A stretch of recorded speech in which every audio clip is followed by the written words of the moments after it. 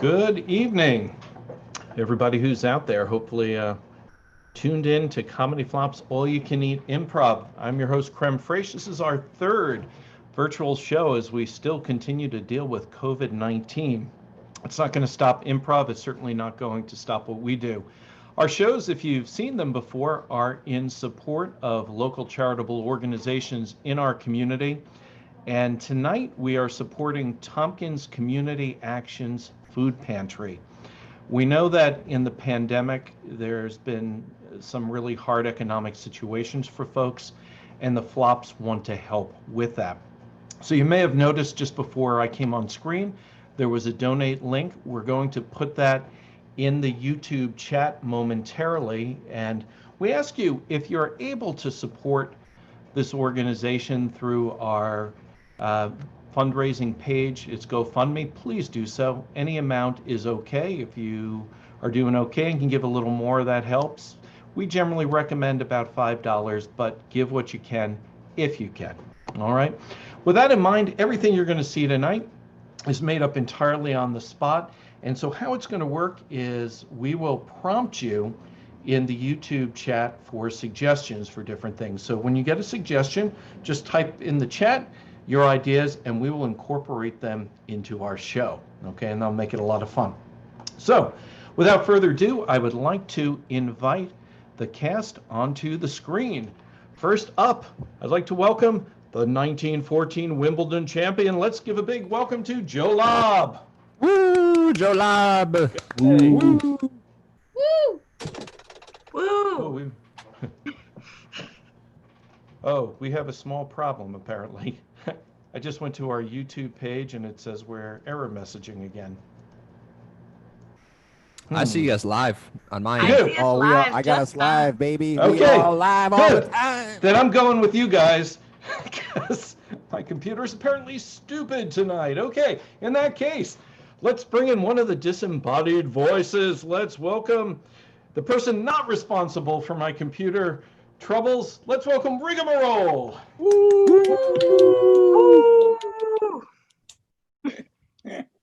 The person who is going to arrest the perpetrator for my troubles. Let's welcome Officer Peggy. Woo,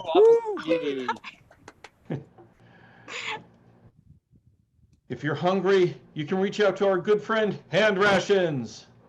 And Ow, I just finally, got the don't lose your hand rations. And finally, the renowned surgeon, the Nobel Peace winner. No, that's wrong. The Nobel Surgery Prize winner, Dr. Brainpee. Multiple hobbies. Oh, Doctor. Dr. Brainpee. Dr. Brainpee. Dr. Brainpee it is. that's the nickname I got in college.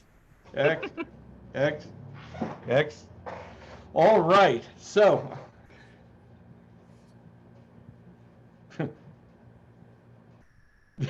That's really funny. I finally got the live stream up on mine and I got everything we just said. I was like, well, it's weird. So what I'm going to do now is I'm putting the donate information here in the chat. There you are. And finally, I'm going to tell you what we're going to do. Our first game tonight is going to be an elimination game. Sort of a warm-up for us. It's called Categories. We're going to play a traditional style, which means we're just going to name as many things as we can in a particular category based on your suggestions. So what I need you to do is to just give us things that we can name lots and lots of items in. So it could be movies or music or breakfast cereals. So let's see what you have for us and we will start. Okay. I see our friend Austin's back. Welcome, Austin. Good to see you here again. Happy birthday, Austin. Is it Austin's birthday today? It is. It was all my right. birthday yesterday. He wants Race a win Rigamarole for to take his Austin. shirt off again.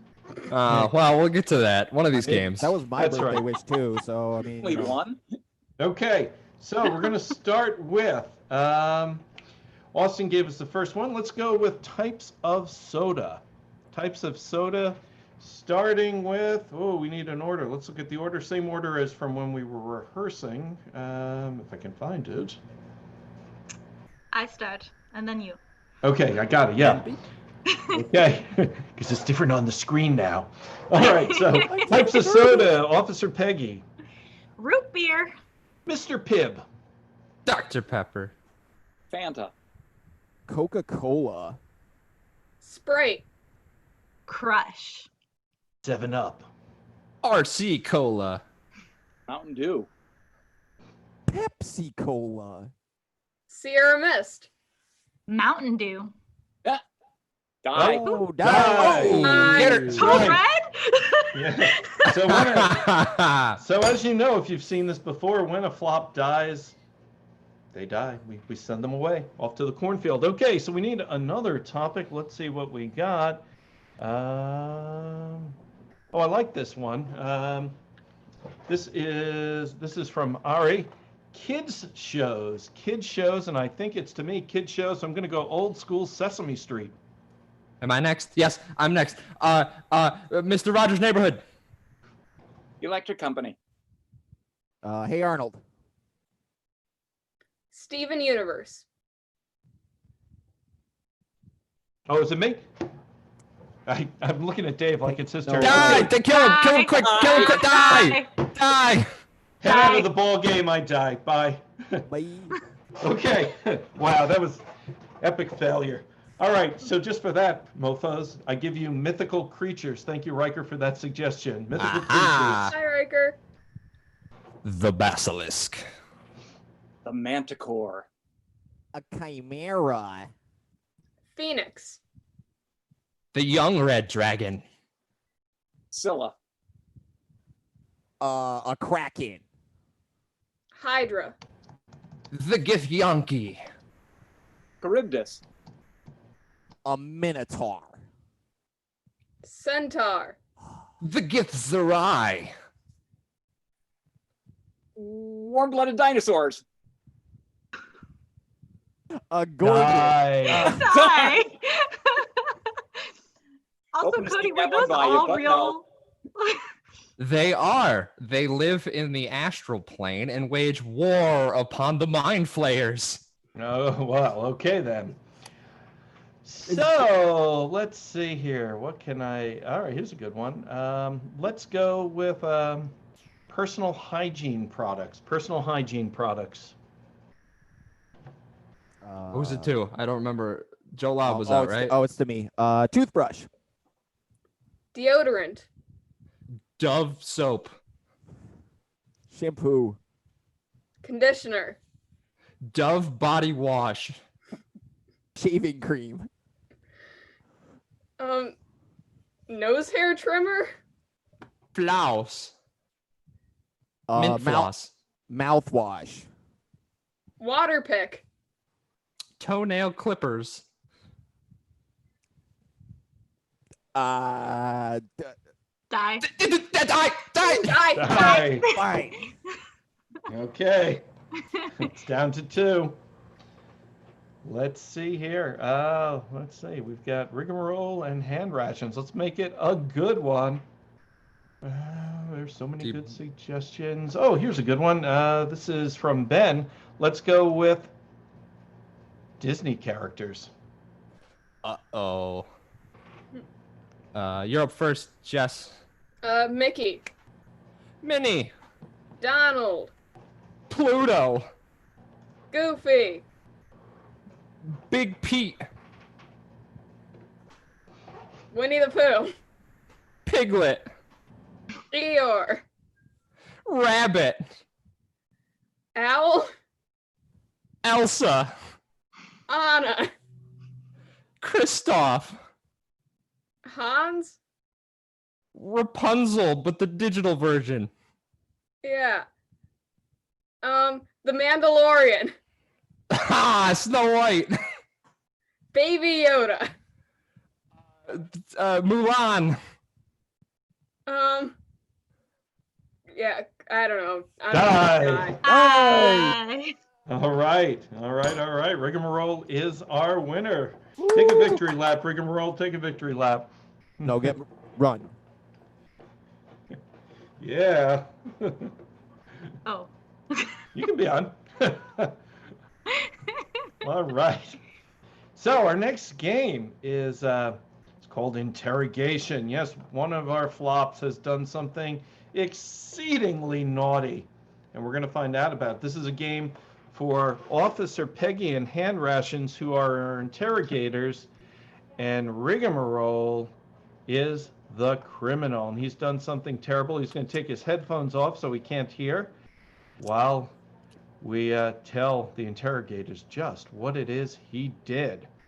So, got some suggestions from folks, and and as always, they're great. So let's see, which one shall we pick? Okay, so we're going to go with, I think, a suggestion with from Blark J, and the terrible crime that Rigamarole has committed is he's stolen toothpicks. Dun dun dun. And he stole them with Morgan Freeman. I know. And the reason for this heinous crime, they had seeds in their teeth. Okay? So, this is a guessing game for anyone who hasn't seen it before. They're going to interrogate Rigamarole, and he has got to figure out just what it is he's done, who he's done it with, and why they did it. Okay. And I'm signaling him. There he is. He's put. Can you hear us now, Rigamarole? I can hear you. Okay, let's see it. Sit down in that chair, sir. Sir, sit I'm in... already seated. Oh, Don't get sassy with me, young man. Just because the two-way glass has to go over Zoom now doesn't mean we can't see into your soul. I know your souls, and you ain't getting nothing out of me, either one of you. oh Lord, don't mess with me. Child, we know what you've done. And it's not good. It's not good, not even to the Lord himself. No, no, no. Yeah, sure. Whatever you say, Copper. You decided to break one of the 10 commandments? Oh, more than one. More than one.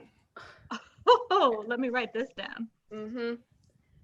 You may think that you're like hard as like a tree or something like that, but no, you are thin. You are so breakable. I can just break you in half right now.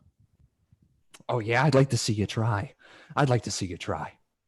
Oh, we could do it with one hand. Multiple, in fact. Mm-hmm.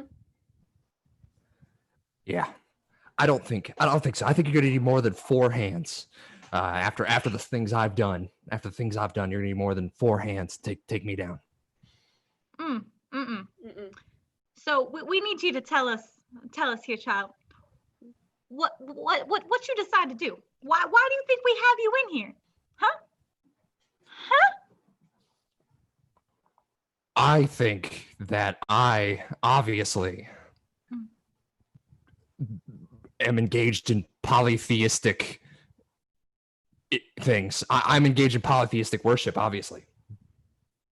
What you do on your personal time is none of our business, except for this one specific instance of personal time. That's not it.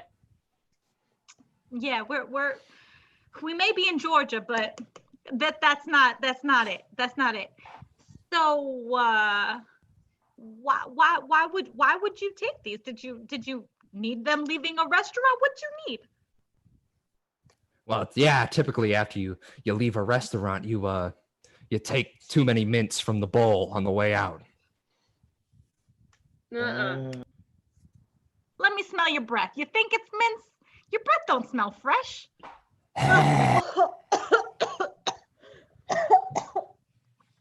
Oh no. Fine. If it gets it over with, I took the silverware from the table. No. If it was silverware, we would have got you right away. What you took, it was a much more covert operation. They come in little plastic wraps. Mm-hmm. They're small. All right. You stick them in your mouth. You know, you had me a plastic wrap, but stick it in my mouth. That goes back to the mints. I'm sorry, did I take too many mints? I took the right amount of mints, I think. Your crime has nothing to do with smell or taste. It's one of the other senses.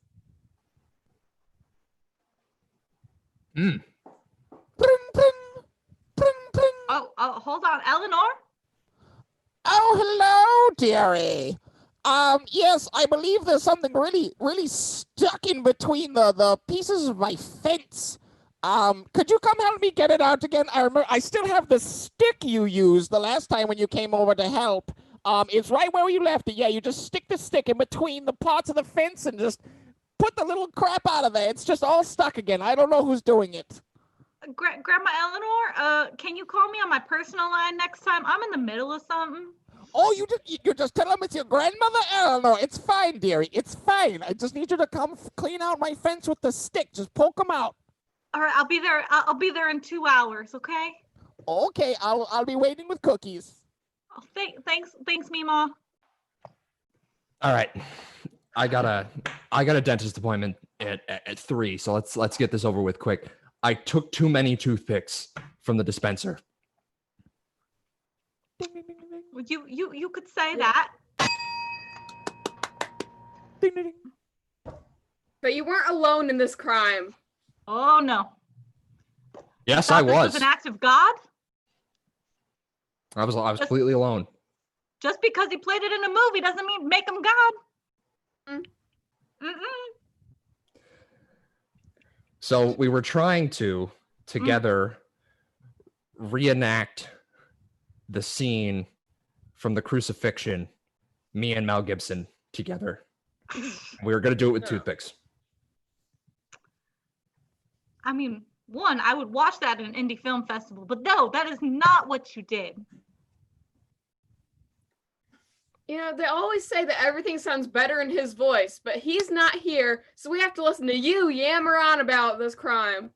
And you know what? If he was here, he would have said, "Hi, I'm Morgan Freeman, and Rigamarole was my assistant in this crime." He would, and he will when we catch him. Yeah. He's really hard to contact. Yeah. You have to go through his agent. Let me write that down. So, then, if he's so hard to get, what motivated you guys to form a team and to take all of these toothpicks? I mean, it's rather simple. The money from March of the Penguins 3 hadn't come in yet, so. Oh, this wasn't about money.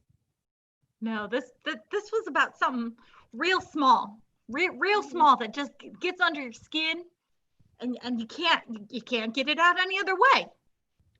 It's an itch you can't scratch, you know? Yeah. Yeah. You're right. Okay, so we weren't doing the crucifixion scene. We were trying to pull ticks out of his skin No. with the toothpicks. See, they always say what motivates someone to do an illegal activity is being stuck between a rock and a hard place, but I don't think that's what was stuck. I think it was stuck between, like, two hard things that aren't quite rocks. All right, fine. Yes, I had popcorn kernels stuck in my teeth, and I needed to get it out. Bring, bring, bring. Oh, that one's mine. Sorry. Yeah. Yes, this is your grandpa, Joe. Are you gonna help me with my garden this year? I've hoed everything out, and I'm ready to start the seedlings, but I need help. You know, my sciatica's acting up again. Look, I got a dentist appointment at 3, and I am dealing with the cops right now. But how about I come over tomorrow, Grandpa Joe, and then you can explain to me more about seeds. Yeah. Okay. Sorry. That was Grandpa Joe. This was a lot of fun. I got to wrap this up. I had seeds stuck in between my teeth. Yes, but how'd you get a cell phone in here? Yeah, we didn't give him the phone a friend option. You guys No. didn't do a thorough enough cavity search. Oh dear God! Look, get Dang you it. come out of here. You got to bang that a little bit harder, John. Yeah. When we get to cavity searches.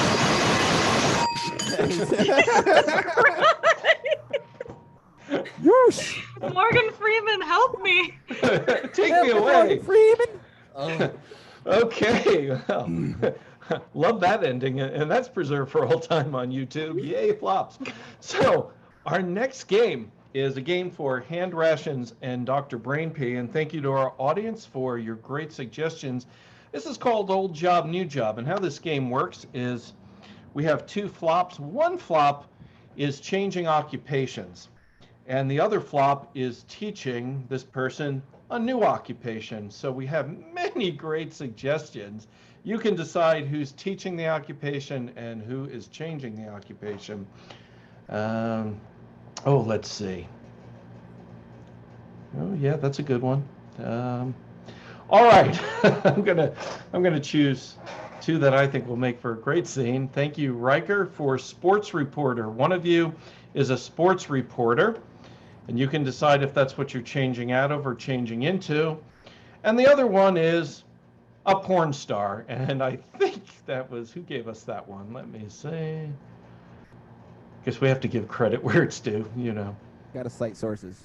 That'd be Austin. So we can thank Austin for that one. Jess is like, yep, that's Austin. So let's see that scene starting now. This just in, somebody new is walking into my office. Let's go live to the report. Hello there. Hello. Now, what brings you outside of my office today on the first day of the Marble Racing Championships? Actually, I'm here. I'm the applicant. I applied. Well, I haven't gotten any new applications. Usually they go through the actual agents instead of just to reporters, but sure, let's see what you got. Yeah, well, if you wanna, maybe sometimes things just kind of come up like that. You see, I don't know where to start. I'm new to the job. I usually work kind of pro bono, but well, that will make you great for the world of sports. We do not pay you, we pay you in popcorn. Oh yeah, okay, that's a different payment, but I mean, anyway, you gotta pay for a pizza, man. I did not order a pizza, but we are sponsored by Papa John's. Papa John's, the only place that will sponsor us. Yep, we've been there. They will, in fact, sponsor anything. I've had many films sponsored by Papa John's. It got weird. Like, you don't know how many pizza. Like, the pizza was okay at first, but then when Papa John showed up and he was just in the back room, that was starting to get weird. How interesting. I mean, I always wanted to be an actor myself. That's actually how I got into reporting. Oh. They said, you have a face for television, but not like that. Yeah, they kind of told me like that. Hey, that's the exact same thing they told me, except something else. No, Well, so what do I do? Do I hold the camera? Am I gonna be like doing the interviewing? I don't know. Just go out there and give them hell. I've been told that too. Okay. Where do I hold? Where do I hold it? Down here? Like this? That is not where the camera films. It's not? That's usually where they film. Like, I've been in a lot of movies, and it's down right here. That's what we call the good shit.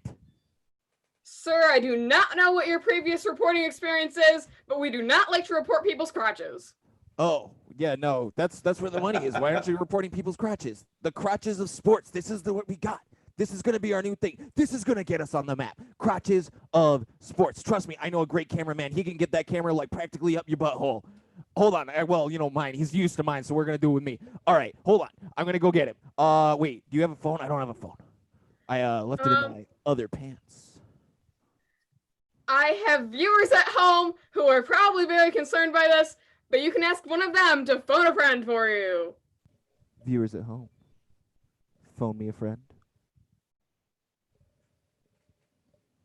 Okay, I didn't get any funds, though. Okay. Okay, whatever. I'll call Jimmy later. It'll be fine. Trust me, this is going to be our new story. I got a lot of acting friends. We're going to look good. We're going to make it look good out there. Remember, it's like the #1 rule in reporting that I read on the internet. Hips and nips. If it ain't sexy, you don't eat. Well, we usually just show talking heads on this channel, but we can always use new direction. Yep, I know. Head work is hard to get out of. When you got a knack for it, you got a knack for it. Okay. So what's This our just big? in. This guy is making a lot of innuendos that I do not understand. Back to you. All right. That was old job, new job in a weird new direction. And that's why we let our audience in on the fun. All right, our next game is a new one that the Flops have created. I think Joe Lobb may have had the brainchild, but I think it developed in rehearsal. And so this is called Wonder Drug. And so what I've asked people to do is over the chat to send us a syllable, and we're going to create the drug name out of your syllables, and a non-existent medical condition. So let me see here. Okay, yeah. I'm going to construct the drug as we speak.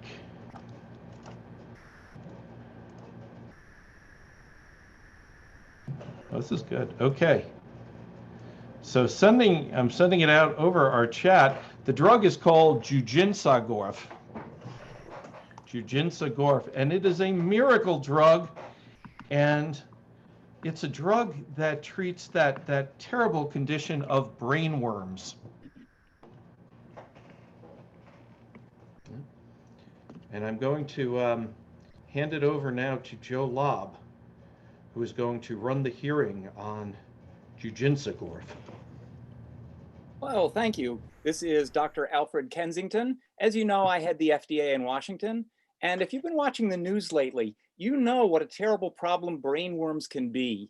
They've been a problem for many, many millennia, but it's only lately that they seem to have gotten really out of hand. However, I'm pleased to report that there's been some exciting news. A new wonder drug called Jujinsagor has been developed, and as is the common practice, we send this drug out to 2 different laboratories.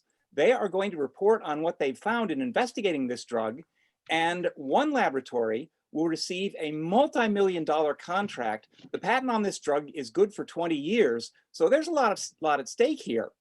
I will introduce the heads of the laboratories, and then I will moderate the discussion. And at the end of the time, we will see which laboratory is going to get this fabulous, wonderful contract. First, let me introduce from Good Drugs Cheap Incorporated, Dr. Alice Felcher. Dr. Felcher. Dr. Felcher, where are you? Oh, Hello. sorry, I'm having a little difficulty with technology today. Hello. Oh dear, I'm sorry to hear that. It's all right. It's what happens with these Zoom calls or whatever you want to call them. Yes, well, I typically call them co-videos. Oh, you're cheeky, aren't you? I try. Full disclosure, I have to tell everyone that as a teenager, I lived about a half a mile away from the Good Drugs Cheap manufacturing plant in Rahway, New Jersey. And on Friday and Saturday nights, my teenage buddies and I used to sneak down to the discharge pipe and drink the water that came out of that. And let's just say we visited some very interesting places. So thanks to you and Good Drugs Cheap for that. Oh, you're welcome. You're welcome. Yeah, and I'm very excited to talk about Jujinsagorf, our newest invention for brainworms. So we did. Well, hold up just a minute. We have to introduce your competition. All right, You'll get your chance. You'll get your chance. We now have Dr. Victor Vector from Wow Now Pharmacies. Dr. Vector, are you there? Yes. Welcome. Hello. Dr. Vector is my name. You've heard where I come from. We are the best in the field of medical science. Well, I've heard a lot about your brash new company. You're only 3 or 4 years old. Is that true? Actually, I am 45. The company, however, started a number of years ago, yes. I see. All right. Well, I will now step back and we will hear the reports of these 2 laboratory directors. Dr. Felcher, you won the coin toss backstage, so you get to go first. Thank you so much. So we did a randomized trial with 76, a sample of 76 adult males specifically across the US. And what we found was that Jujinsagorf actually cures brain worms, and the way it does it is that it transfers them into your phlegm.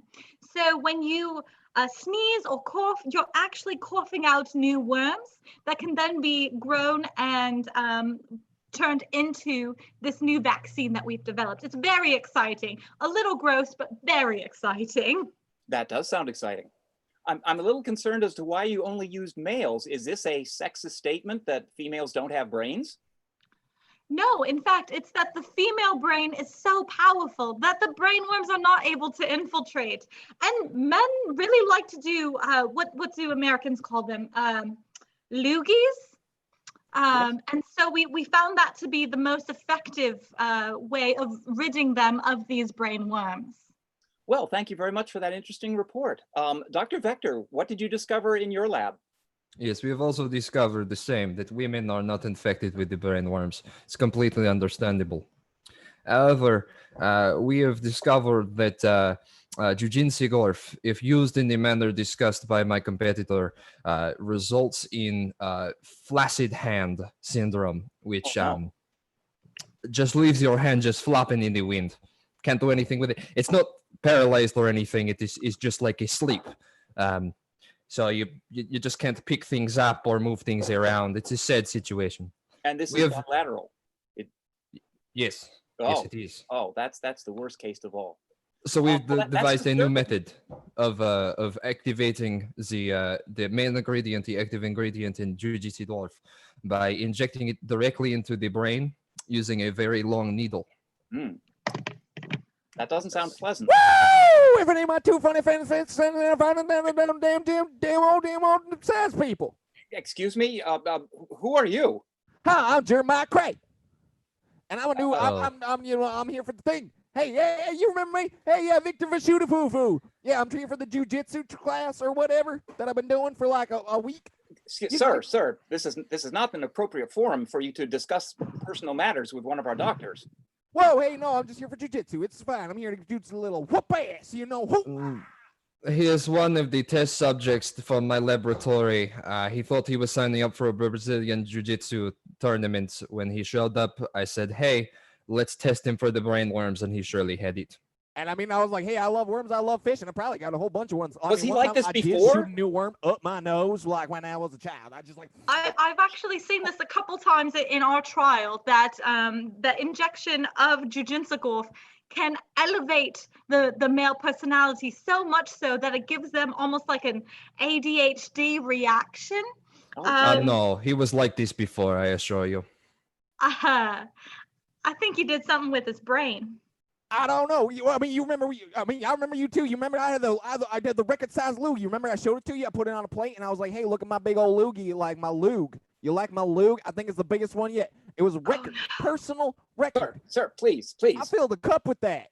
We'll have time for public discussion afterwards. Sir, Can we please get him out of here? He was disqualified from our study because he personally wanted to inject worms into his brain just so that he could loogie them out. This man hell yeah, that's been just harassing us for months. Get him out Are of here. you saying that this man was infected in your laboratory and only we were able to cure him of his brain worms? Oh, hell no. I keep putting them little motherfuckers back in there, all right? I need to go fishing, and I ain't paying no bait shot no more. Hell no. Does he look cured to you? Does he look cured? Look at this man. Do you not see he has no flaccid hands? Sorry. He is moving his hands like this. They are not flaccid. Yep. No, it does kind of go a little that's flashy true. sometimes. I mean, like sometimes, you know, when I'm like, you know, doing something in the middle of the night, you know, like That doing a is too much looping around, you know, information. yeah, sometimes This it's completely just unrelated. out on me. It kind of sucks. We Kinda are going to cool, have to kinda sucks. reschedule this meeting for another time. Security, please remove this man. Oh, I know Dean. jujitsu. You little guys ain't gonna get me. And scene. Nice job. That was a lot of fun.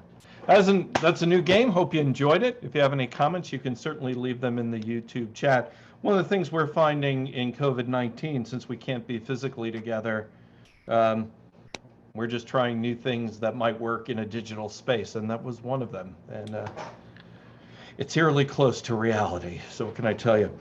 So our next game is one we've done for a while. It is an original Flops game as well. It's called Poetry Translation, and this is a game for Joe, Lobb, and Hand Rations.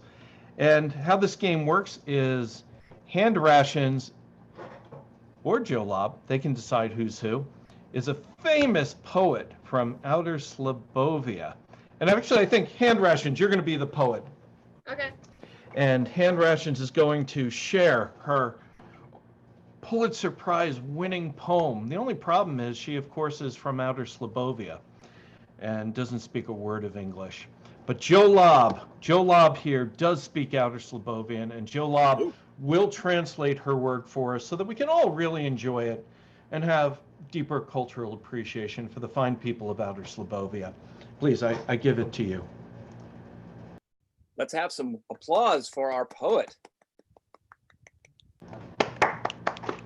Uba.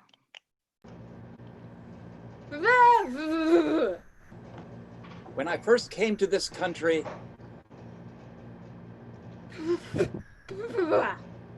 I knew nothing about Fluffernutter. But now,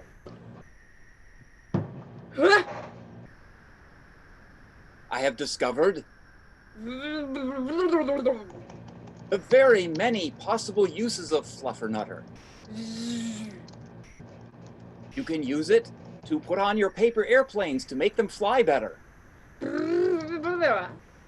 Why, it almost looks as if they're motorized. Except they do have a tendency to catch on fire and burn. Yes, it was a tragic accident that led to the death of my pet cat.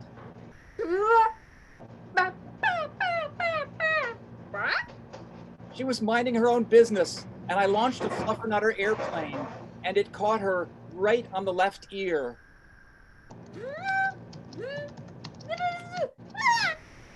She looked puzzled for a moment, but then she freaked out, and she freaked out even more when she caught on fire. And I screamed, "Ah!" But then I thought, since the poor thing had cancer anyway, this was probably a better death than what she was going to suffer.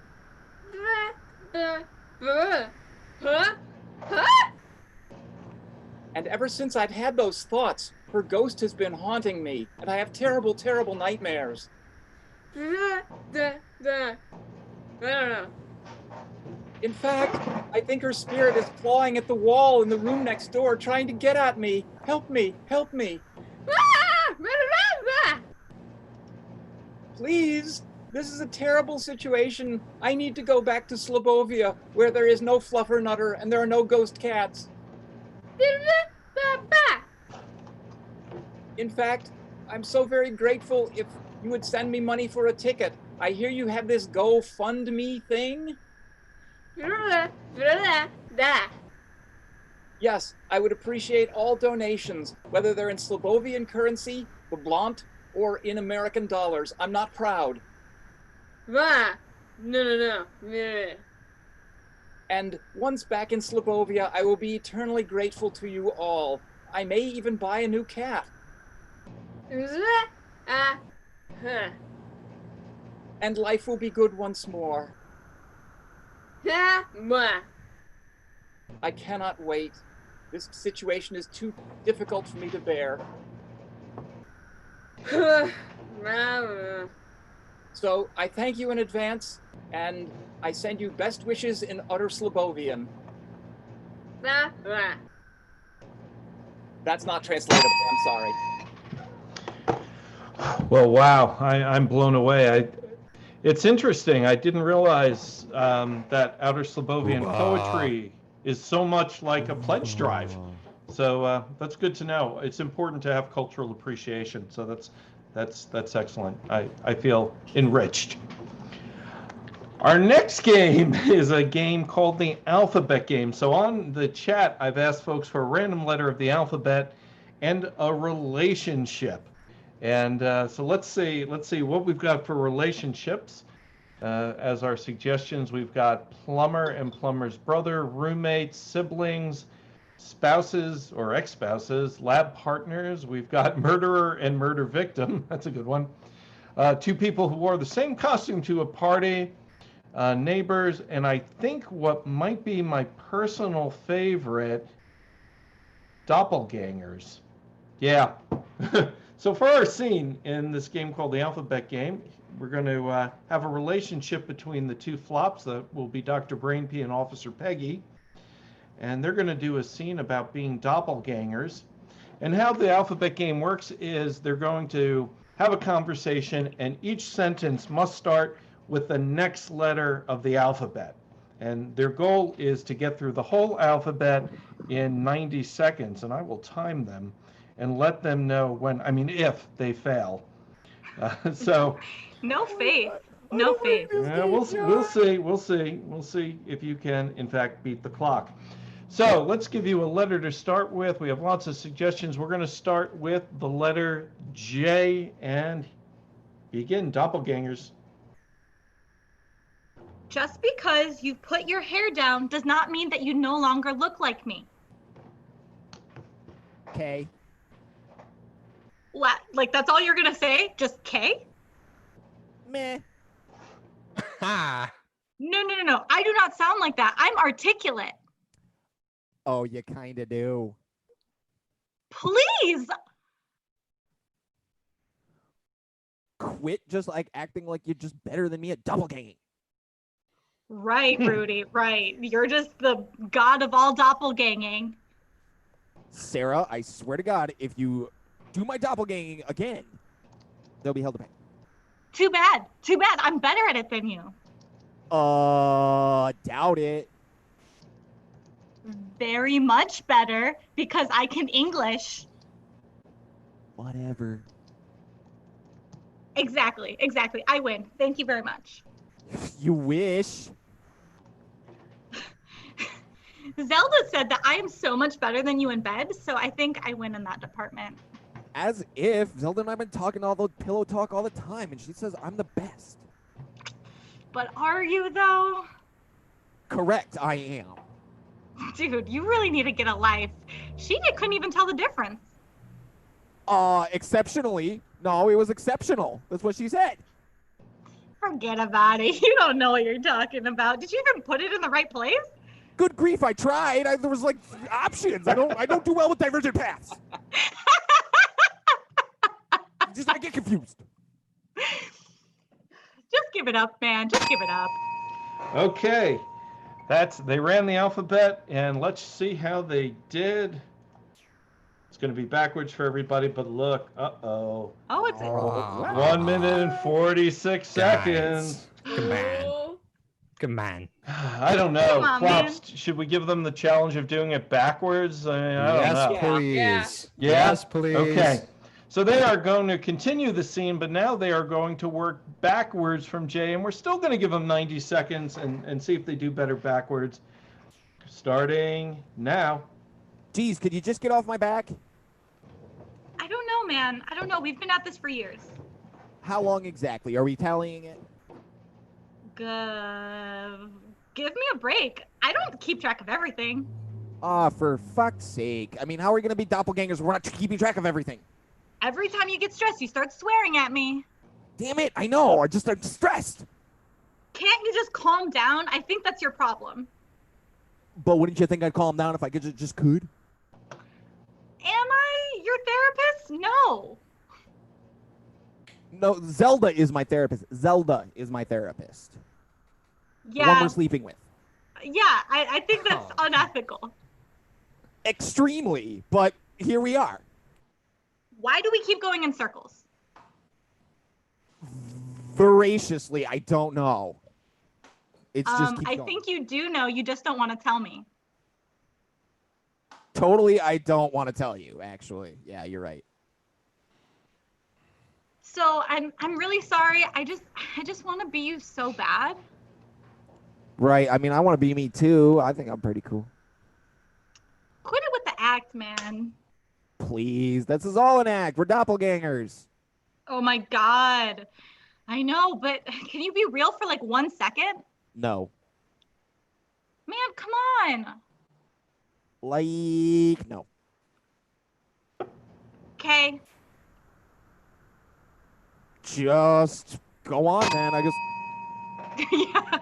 Okay, they actually we get Did it better backwards. Whoa! There was a delayed ding. I wasn't sure. Yeah. Actually, we can shave a second off that. Minute 38. Not bad. Okay, respect. Pretty good. Let's hear it from Flops. Woo! Poor Zelda, man. Poor Zelda. Okay. It's a very yeah, unethical relationship Yeah. you guys have. absolutely. So let's get all the flops on the screen, and we're going to play a game called 5-Line Movie Genre Scene. And I recognize that there are 6 people on the screen. It just seems like, why not play it with 6, right? So how this game goes is each of us, because I want to play too, each of us is going to deliver one line from the scene of a movie. And we're going to just do it straight. And then we're going to get movie genre suggestions from you, and we're going to reimagine the scene in those different movie genres. So the first thing I asked everyone for was the name of the street they grew up on and their middle name. And so the title of the film we're going to see tonight, at least a scene from, is called First Avenue Faye. We're going to see a scene from First Avenue Faye. We'll deliver one line at a time. And while we're doing this, we would like you, our audience, to start putting in the chat types of movie genres that we can do the scene in as we do it again and again and again and again and again. Okay. 6-line movie genre scene. First Avenue Faye is the film. Well, I used to be Faye, but I decided that being Butch was so much more fun. I like you, Butch. Hi, is this First Avenue? Sorry, miss. The First Avenue is actually on 2nd Avenue. They renamed it. It's a grid system. I don't even know where I'm Faye anymore. Excuse me. I think my house got moved to 4th, but I used to live on 6th. Can you point to me where I live now? And scene. Okay, so that's the scene from First Avenue Faye. And now let's see it. Oh, we have all sorts of. Oh God, I love this. There's so many good suggestions. We're gonna go with Daniel's suggestion first, and Daniel would like to see it as a cheerleading competition movie. Oh, So let's see it. Let's see it as a cheerleading competition movie. Give me an F, give me an A, give me a Y. I used to be Faye, but now it's much more fun to be Butch. I like you, Butch. I like you, Butch. Rah rah hooray! Rah rah hooray!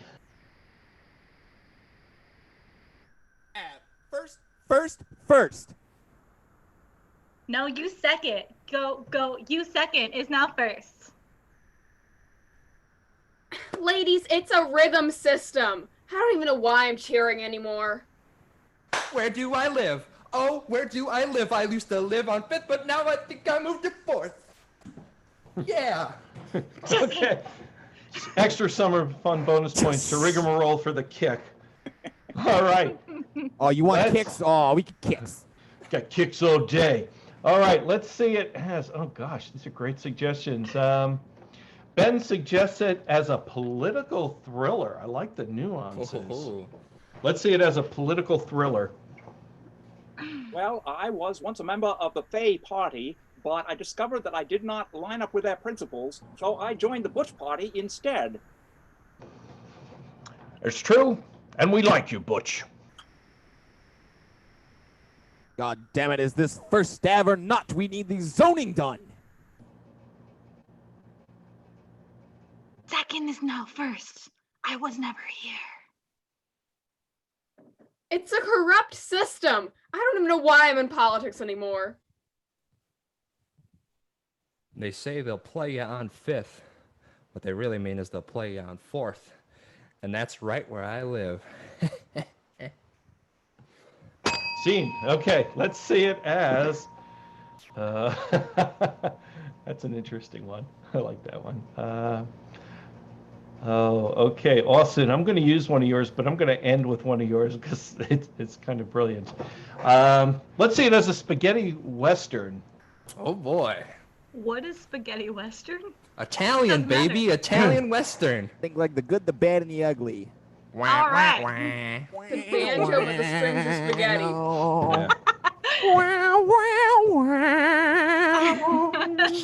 See, I thought spaghetti was being thrown at people instead of dueling. All right. Hey, I'm gonna take you out. I used to be fey enough actually to like that annoying music in the background.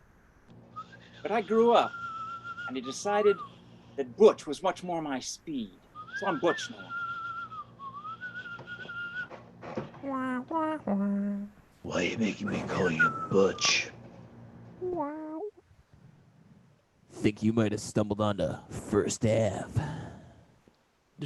Partner, I want you to meet Second and First Ave. It's a grid system. I don't even know why city slickers like you come to these parts. I used to live on 4th, but then I moved on over to 5th, because that's where justice happens. Oh, we still have suggestions coming in. Oh, guys, great. All right. That's funny. Oh, my God, these are great. Let's see it as a movie musical, and I have to say who this is from because I love this handle. My friends are idiotas. It's like they know us. So let's see it as a movie musical. Hey, I used to dance this way, but now I'm on the straight and narrow, 'cause I'm butch, yeah, butch. Ladies and gentlemen, ladies and gentlemen. Ooh, Is this first? Is this first? And I'm standing on the corner of First. I don't know. First is second, second is first, first is second, second is first, first is second, second is first. It's a system that goes to 1, 2, 3, 4. Why did I come here? 5th Avenue! I used to live on 5th Avenue! Now I live on 4th Avenue! Please show me to my home! Hey, you don't live there. Hey, get the hell out of here. And finally, oh my gosh, I have to find. There's so many suggestions. I have to find them all. Let me see if there was one I thought would be fun. Oh, here it is. This is from Austin. Let's do it as an avant-garde student film. No! Oh boy.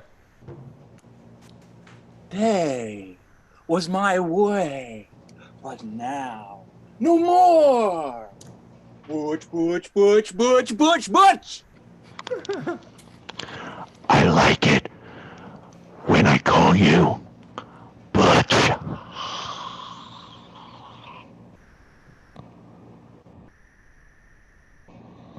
We told him it was First Ave. We shot it on First Ave. That's where it was. That's where it'll be. First became second. Second became first.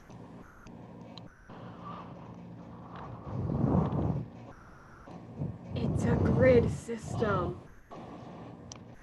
I don't know what I'm doing.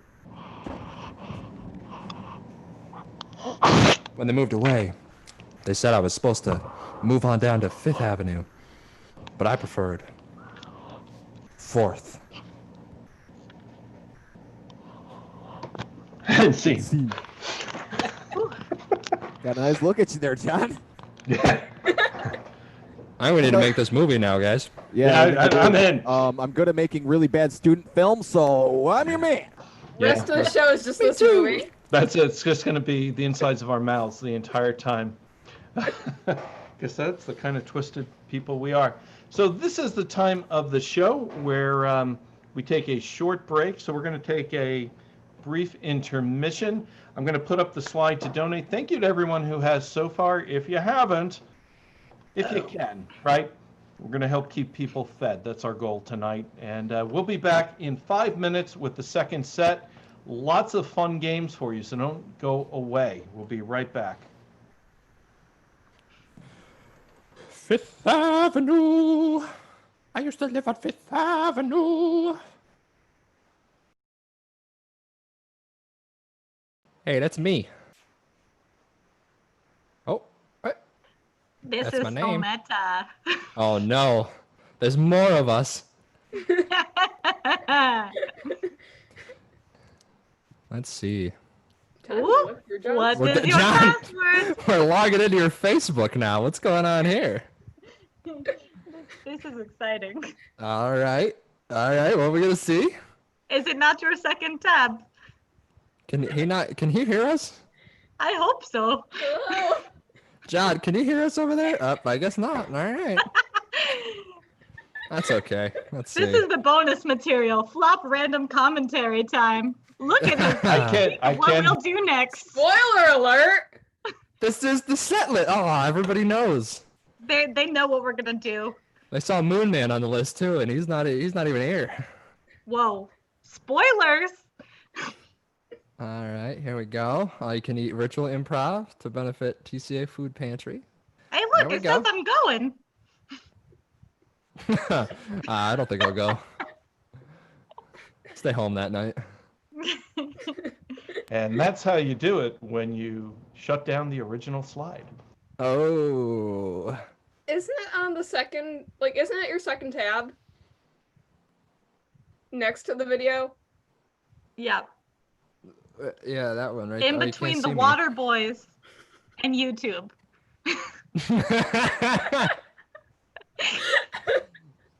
Yeah, let's see here.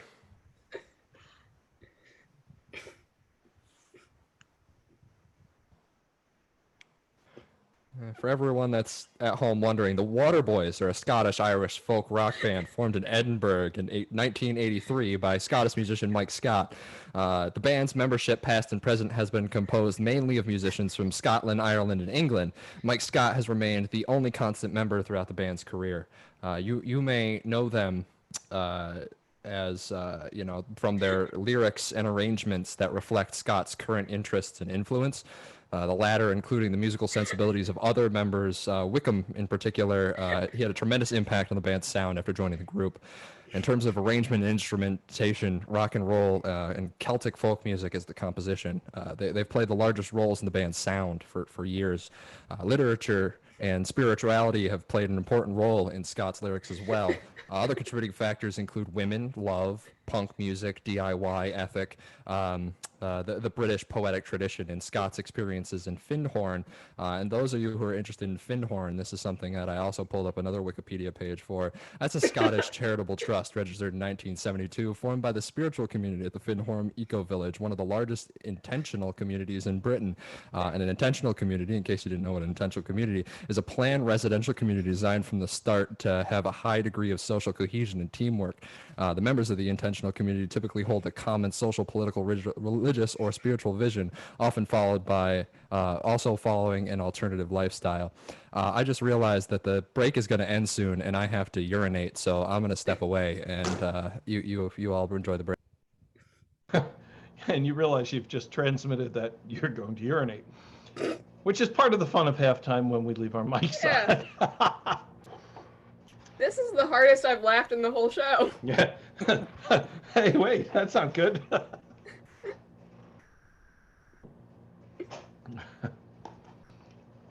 It's like they're listening to our secret behind the stage talk. It's an inside look at comedy flops. Comedy is not pretty. Tonight, an intimate evening with the flops. More intimate than you've ever imagined. More intimate than you ever want to be. Truly. More so intimate you might need a censor bar.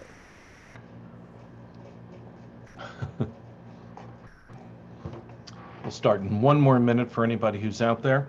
And this is a great time for audience members to get a drink. As we say when we're at the haunt, the drunker you are, the funnier we are. And I say that realizing not all of you are of age. So, of course, if you're not of age, I mean, of course, lemonade. And don't tell your mother. Don't I let your got mother some see. good beer here. Some good root beer. Yeah. I've got some orange juice and pineapple juice. Luna's delivers cases of Ithaca root beer, guys. So if you're in the area, you can get those cases delivered right to your house. I know. My roommate gets cases delivered all the time. Loves that root beer. Gotta have that root beer. I had to go to Wegmans. I had to fight people for this root beer. It was not fun. Hey, man, when you gotta have that root burr, you gotta have it. That's right. All right, Flops, what do you say we start the second half? Oh, that was Good. But we're not done drinking yet. I haven't worked my burps up yet.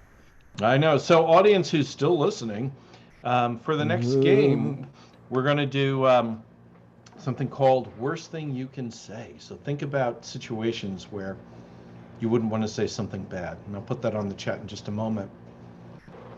Hey! All right. We're coming back. And I'm going to go back to... Did everyone want to learn more about the Finhorn Foundation? I got a whole bunch of information now. Is it a fin? Is it a horn? Who knows? Our next game is just going to be reading Wikipedia articles. That's right. In different accents, with different levels of surprise. Oh, so people were definitely listening at halftime. That's great. Okay, so welcome back to our second set. Thanks for anyone who donated. I didn't look to see if anybody more donated. Actually, I'm going to check on you all. Did you donate more? Wow. We didn't get any donations over halftime. Don't pressure them, John. Yeah. No, I want them to feel guilty, Dr. Brainpee. I want them to feel like I'm getting all this free comedy. Shoot, I forgot this is the guilt and shame portion of the show. That's right. Didn't you read the script? I forgot. I didn't get the email, you know. Oh, you've got to read your email. Shoot, and also you know I can't read. Oh, I'm sorry. I've shamed you now. I feel terrible. I mean, you know, it's a part of the show. I feel terrible. I do. I feel bad. It's okay, welcome to set 2. This is the shaming portion, right? Okay, we are going to play a game called Worst Thing You Can Say, and people are already sending us suggestions for situations where you wouldn't want to say something too off. And the first one, oh God, this is great. Worst thing you can say at a funeral. Worst thing you can say at a funeral. Worst thing you can say at a funeral. God, he looks so much better than he did in life. Oh, you know, it's kind of a weird cooler, but I'll just pour it in there. I got the beers and the ice. We're ready to go. Is that my watch? Is that my watch? Guys, I hear him screaming in the coffin. Oh my gosh. Sarah. It's the worst thing you could say. Lobb, we didn't hear you. Your makeup is just fabulous.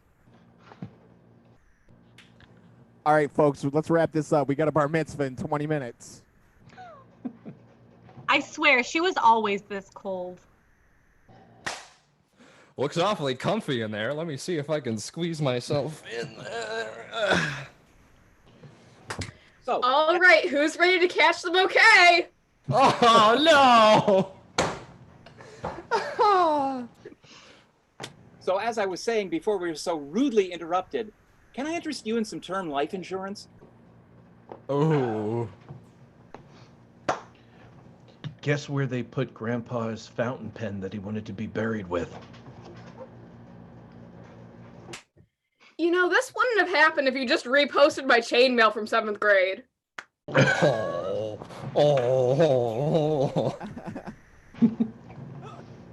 Okay. Well, we're looking at that. Let's see. Worst thing you can say when asking your genie for 3 wishes. And that's from Ari. Worst thing you can say when asking your genie for 3 wishes. I need to go get my lawyer. Hold on. Man, I wish I met you earlier.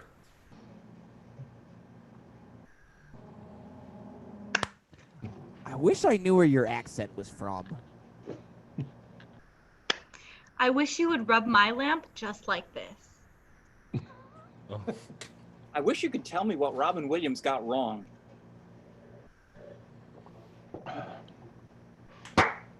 I wish I could be a TikTok star. I'm grateful for the wishes, but how did you get into this country exactly? Oh.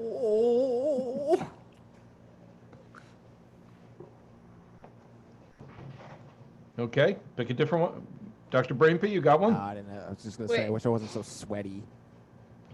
That's just a regular wish right now. That's a real wish. That's just regular. That's not the worst that you can say to a genie right now. I thought of one. You know, you shouldn't have to grant people's wishes. I'm a people pleaser. Just tell me what you wish for. Okay. Worst thing you can say in a conversation with your mom. Listen, Mom, I always say no to drugs. Drugs are just bad listeners. Yeah. Mom, does Dad have any condoms? Yeah. Yeah. Rigamarole, you realize this is the worst thing you can say, right? Yes, no, I realize. Okay, good. Get the game. It doesn't make it better. Does not make it better. No, Mom, I definitely watched the dog. Mom, I've got some bad news for you. You're adopted. If only I'd met you before, Dad. Okay, what I was thinking isn't going to sound nearly as bad. Thank you, Cody. Geez, Mom, those breast implants are really working for you. No, yours is worse. More It's on the specific. same level, bruh. Mom, I hate to say it, but I technically haven't eaten a meal of yours in 26 years.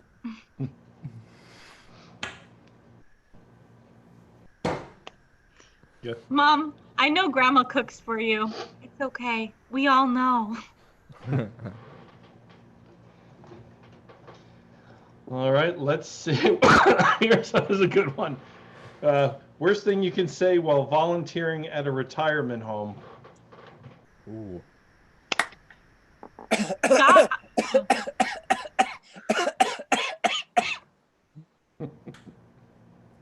Geez, 1 foot in, 1 foot out. Am I right? God, I'm like getting so old. I'm almost 22.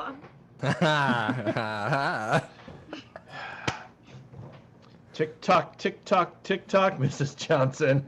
No. Okay, buddy, you are going to win the downhill wheelchair racing championship this year or die trying. Don't worry, Mrs. Johnson. We're going to fix those wrinkles easy peasy. We just need a couple 2 tree clothespins.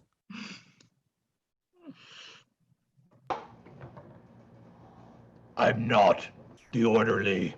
I'm the devil, and I want your soul.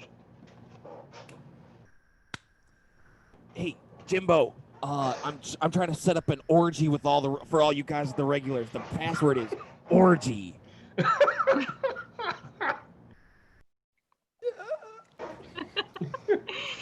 I think we're going to make Cody cry. This is great. Hey y'all, I'm a polyamorous queer individual that's looking for an older partner. Is anyone interested? Give him a hard sack. No? Okay. You should have said this is my Twitter handle at the end. That's my Twitter handle. Millennial shit. Hit me throw up it out. there. All right, folks. Yeah, now here is your TikTok tutorial. We're gonna have the hottest content on the internet here, ladies and gentlemen. All right, Edith, I'm looking at you. That joke was fire.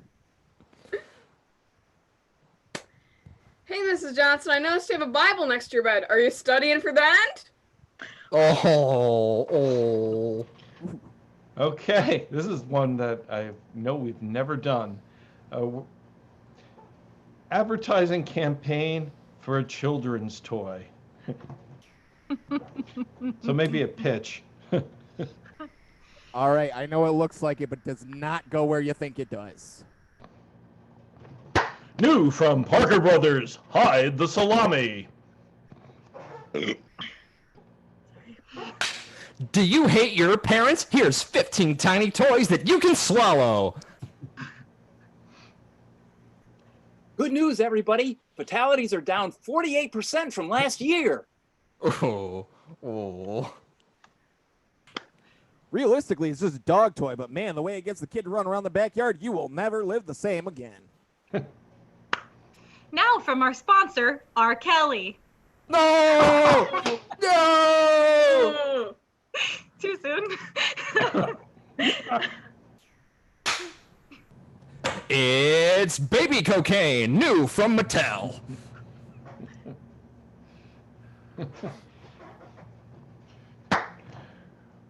Say hello to your new best friend, Baby Poops a Lot. Okay, let's see what else. There's so many. Go ahead. Sarah's got one, and after R. Kelly, we can't stop her. Yeah, we can't. Legos. You get part 1 out of parts 576. Parts 571 are not included and are sold separately. That's too real. Well, this is a bit of a callback from one of Dr. Brainpee's. This is from our friend Austin, who's a sick mofo, I think. Yes, he is. Yeah. So Austin would like to see the worst thing you could say at an orgy. I believe it was one. Look, man, not to brag, but I've tested positive for every test I go to the doctors for. Damn, those are some big balls. I thought you said origami.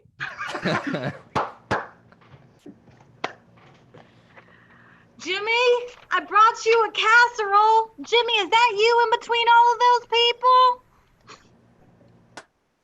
You know, Mrs. Johnson, I hate to tell you this, but you looked a hell of a lot better with your clothes on. Thank God this thing is catered. I can't wait to get my nosh on. Had so much fun last year, I decided to have our family reunion this year. Come on in, gang. That played off where I was going to go, Mom? Is anybody else's thong riding really weird? Because mine's just funny. Fluffer, fluffer, I need my fluffer. The theme for this year's orgy is paper bag because all of your faces are wrecked. I have come for the buffet. I specifically requested only green Skittles, and I'm out. None of this wiener's going to you until I get a bowl full of green Skittles. What do you mean I have to pay for sex? There's an entry fee. I didn't sign up for that.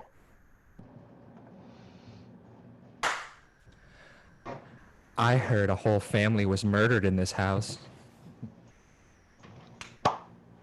What do you mean you guys didn't have to pay the entry fee?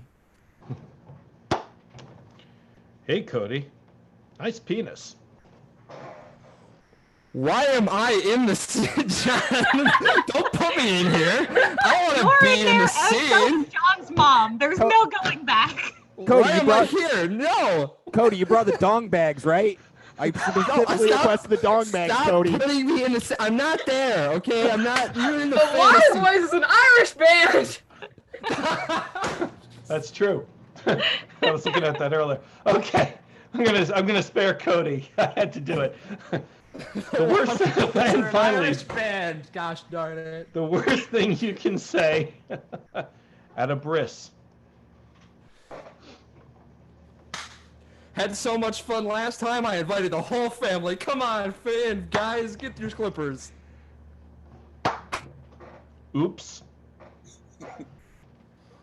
It looks like a little paper bag, but if you rub it, it turns into a suitcase. You know, now if you take this and you fry it with some pepper and garlic, it goes great with eggs.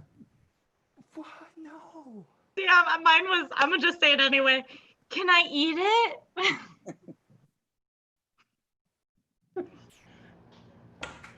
Well, kid, now that you got a clean swizzle stick, get stirring.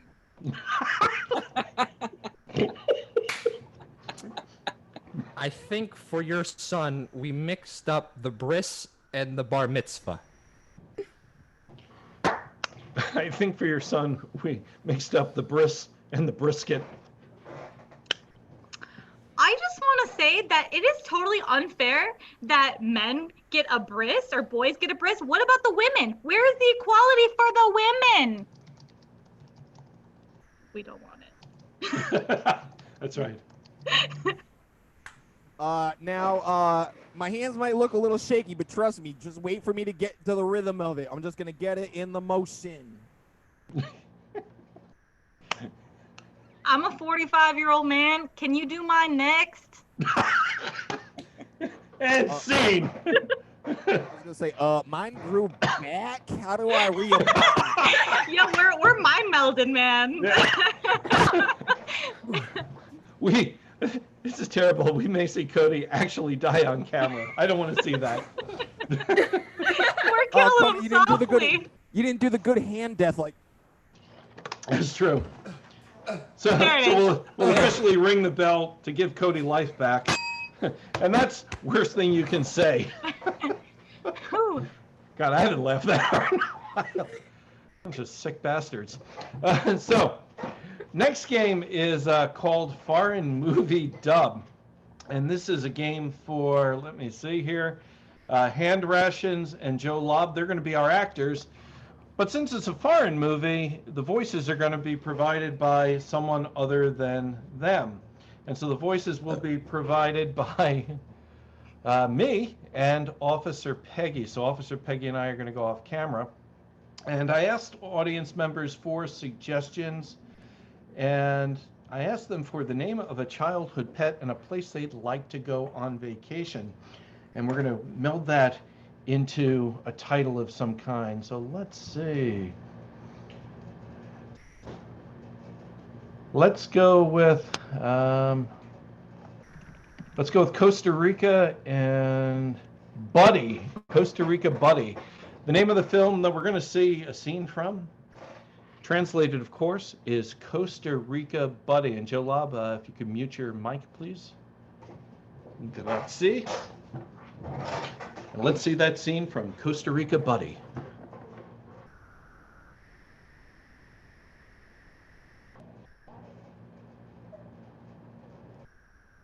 Do you see that this is what I'm saying? Yes, I'm great at this. Yes?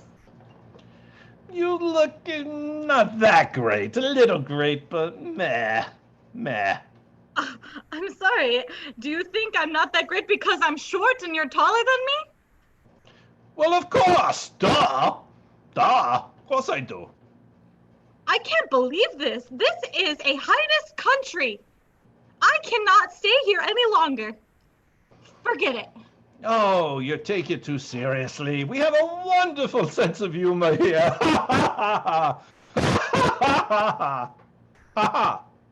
Do you think that I like to wash my nails dry? This is the worst country I've ever been to. I can't even believe that you're trying to be my buddy right now. Come on, let's get with it. Oh, come on. You take it too seriously. I like to watch your nails dry. You have such beautiful nails. We here in Costa Rica appreciate the finer moments like drying our nails. It brings us peace. Oh, that's what this is all about. I forgot that that's what Costa Rica is known for. You should have led with that. Let me just do a new coat. Ah. We also like to meditate when we do it. So I will teach you a very peaceful meditation song. It goes like this. My nails are drying. Peace.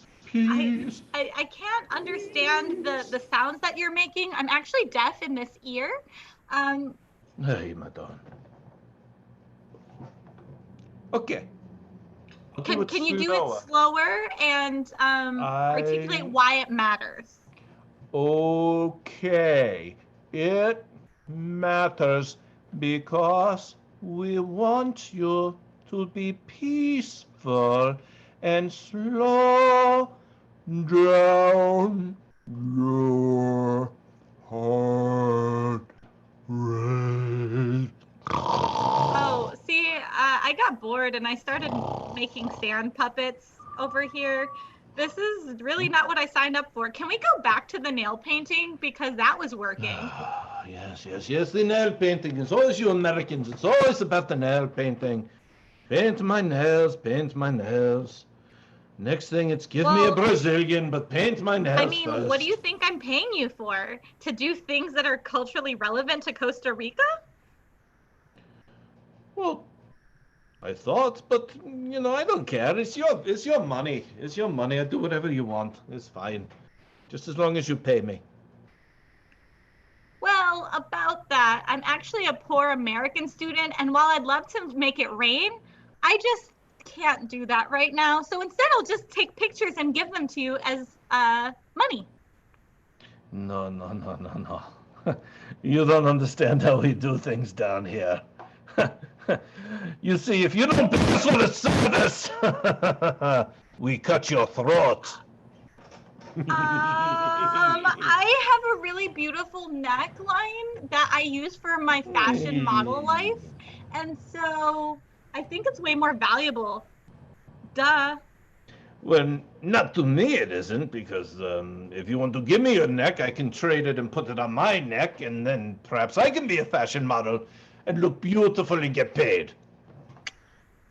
No. I think that you're onto something, though, and I think a neck transplant is what I need next in my plastic surgery life. You, my friend, we got something going here. Are you saying we are buddies? I mean, I guess if we have to be and we're working together on this neck transplant thing, yeah, let's do it. Woo, woo, woo, woo. Oh, I love you American millennials with your unrealistic expectations. It's ridiculous, but God, you're so much fun. Let's do it. I should have come to Costa Rica much sooner so I could have found a friend like you and a business venture for me to put on TikTok. Oh, it warms my heart. All right. Whew. That was fun. Thank you. What are we doing next? Okay, all right. Our next game is for Officer Peggy as well, and a cast member who's not with us tonight. So, any flop who would like to substitute into this game can do it. The game that we're going to play is called Love Letters. And how this game works is we're going to see a scene between two people who are in love. It's going to be Dr. Brainpee and Officer Peggy, and they're going to correspond with each other. And what I need from you who are watching us on YouTube is a period of time, like an era that this scene takes place in, and they're going to write their letters in the style of that era. So I'll wait a minute for everything to catch up.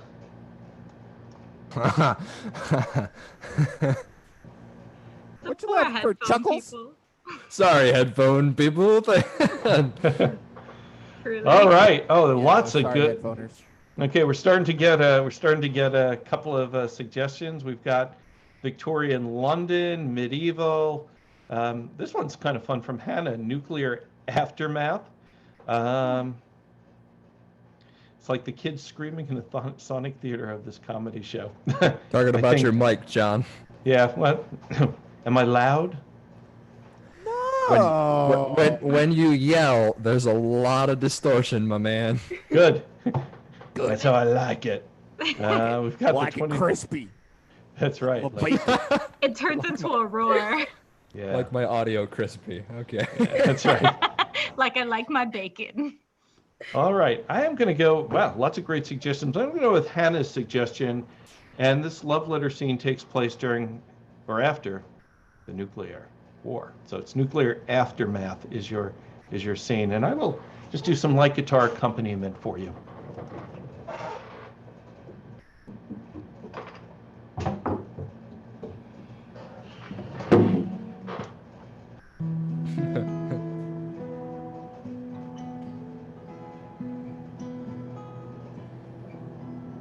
Dear Jenny,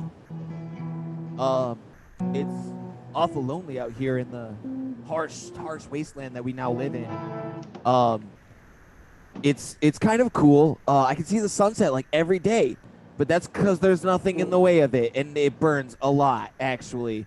So I have to really watch it behind like a thing. I got a nice little thing set up so that I'll show it on a different wall, and so I won't get burned by the radiation because my skin's starting to fall off. I hope you can watch it with me someday, Jimmy.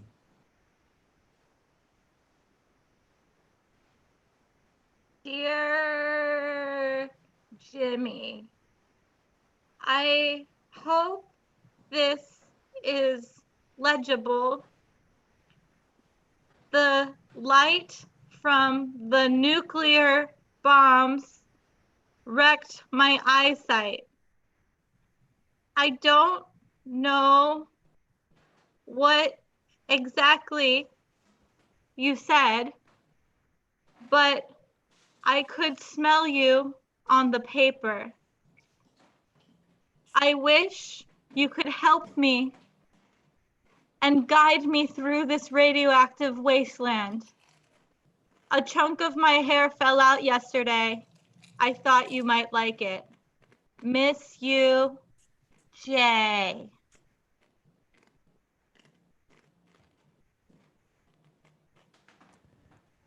Jenny. Oh, I get that. My neighbor Stu's got it the same thing. I have to help him through just by holding stuff. So in the letter, I've attached some things. Here's a weird drop of goopy stuff that I found the other day, and it feels really goopy. And like it was cool. Don't eat it because it burns like the whole way in, out, everywhere. It's just not great. But it's fun to touch. Then I included this rock that feels funny. It's just a rock that feels funny. I found it on my walk the other day when I was staying in quarantine from everyone else. And so yeah, okay, what we got? Rock, we got goopy stuff. Oh right, sun. Okay, so I really want. I like I said, the sunset's so cool. So I just put like a burning coal. So when you touch that, that's kind of like the heat you're gonna feel from this sunset. So just yeah, that's just feel that. Jimmy.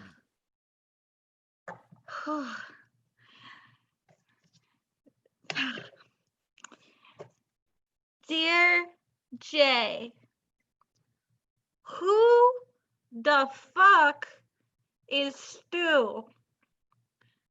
Have you replaced me again? Also, I have to write Lefty because that damn coal burned my hand off. I don't know how I feel about you anymore, but I guess I'll call it love. Jay.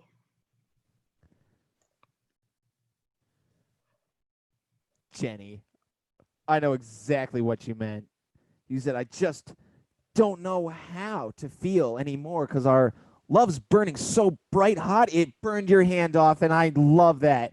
And like I said, Stu's just my neighbor.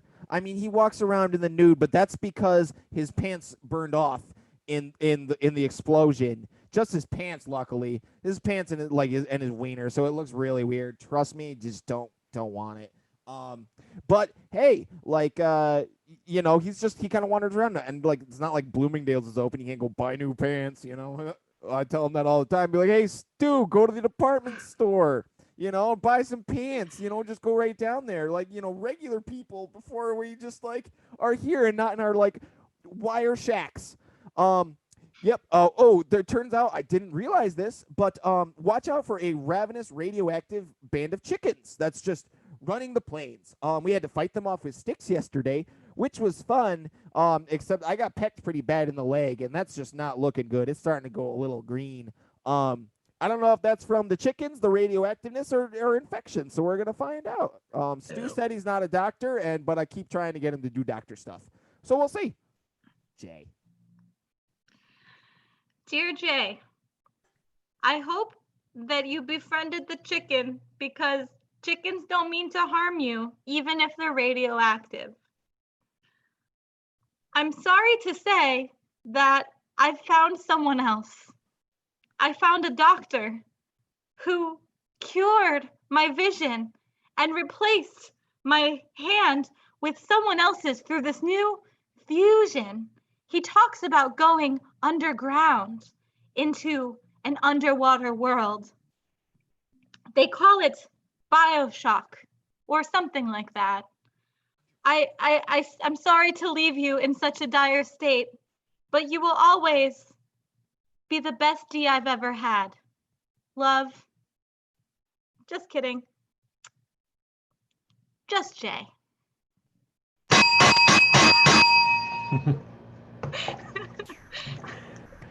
And suddenly it's nuclear winter for Dr. Brainpee. I mean, he couldn't even get it with Stu. What the cluck? All right. So The ironic thing is you're a doctor. I left you for another doctor. there we go. So our next game, did we lose a Cass? Oh no, there's Jess. It's like, where's Jess? Our next game Am I is. supposed to be on? You can be. It's, Okay. I saw everybody else. I was like, oh, well, okay. Did we lose somebody? All right. Our next game is called Sound Booth Replay, and we tried to figure out, could we make this one work for a virtual audience? But we're going to give it a try. This is a two-person scene, and how it works is two flops are going to act out a scene based on your suggestions, and two flops are going to watch the scene without listening to the dialogue. So they're either going to plug their ears or turn the sound off on their computer or both, or wear headphones with other than the sound from the thing. But basically they're going to watch, and based on what they think they see, they're going to recreate that same scene with whatever actions they think they saw. All right, so our first scene is going to be done by Dr. Brainpee and... Oh, let's see. We have to cast somebody in that. How about Do we do? Hand Rations? You want to be in the scene with Dr. Brainpee? Sure. Okay, and I'll stop the video. So Hand Rations and Dr. Brainpee are going to do a two-person scene. Rigamarole and Lobb are going to watch it, and the scene to inspire Dr. Brainpee and Hand Rations is that, excuse me, I have to find it, there we go. Their scene takes place in a cage over a vat of lava. Let's see that.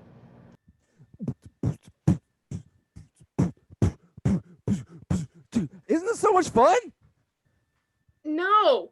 When you said you wanted to be more adventurous, this is not what I had in mind. Come on, look at this. This is sweet. We can just like swing back and forth.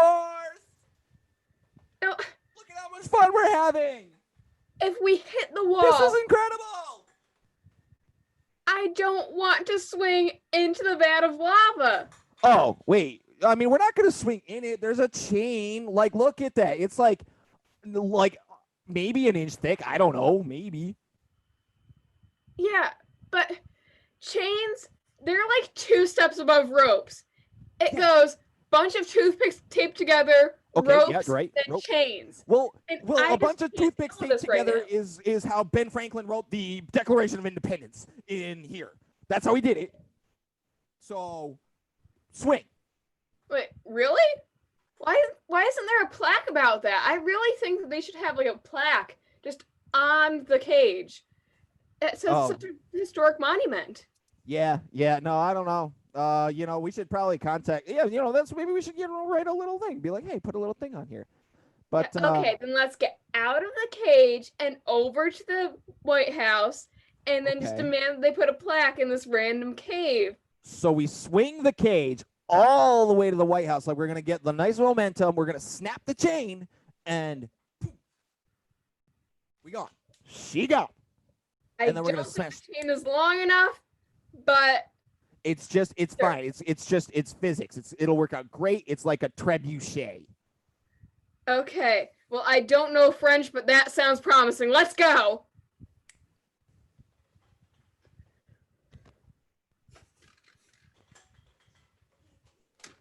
Ah!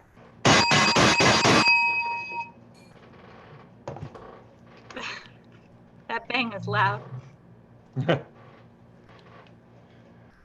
Okay. I could so hear we're- the bell from my headphones. The bell was Good. really loud. I definitely didn't knock my computer over.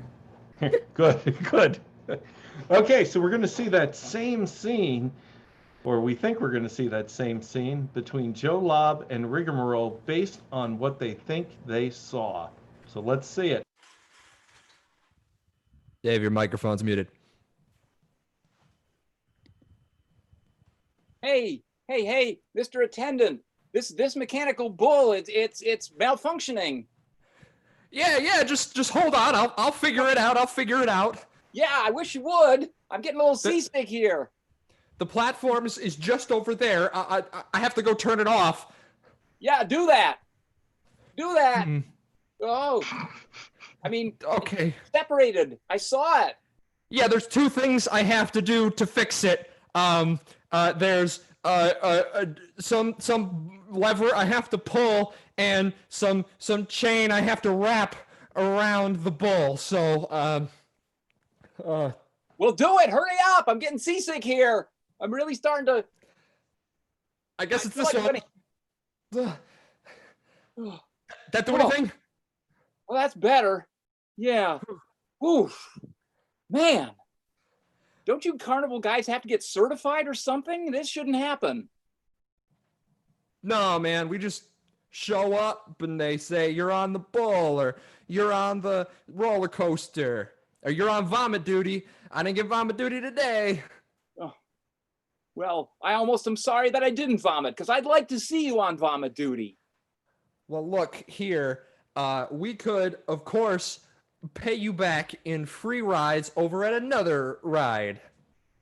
I don't think so. I'm sorry. It's carnival rule that if a ride breaks down, you have to go on another ride. It's starting up again.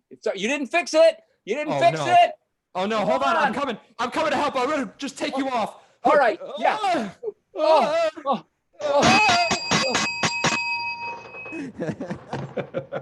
All right. And just so you know, originally, and that was a good interpretation, they were in a cage over a vat of lava. Well, of course. Yeah, and again, who hasn't been there? I Right, definitely it's true. didn't completely knock my computer over in that. Right. Oh, I'm sorry. I was supposed to knock. Oh, no. Dave, knock something over at your house. It's. Okay. So that is Sound Booth Replay. I had to think, what was the game called? All right, we're going to play a game now called 186. This is a sort of an all-time flops favorite game. It revolves around a stock joke. So I've been asking you for objects, and you're giving me a ton of them. My bell, Cody's microphone. These are good. And Cody's we're gonna microphone. take- What about my microphone? Your knocked over computer, if you want. So we're going to take a joke. The joke goes like this. 186 blanks walk into the bar, and the bartender says, "We don't serve blanks here." And then we'll make up the punchline, and the objects we'll use are the ones that you're sending us. So let's see. We have so many to choose from. This is good. Wow.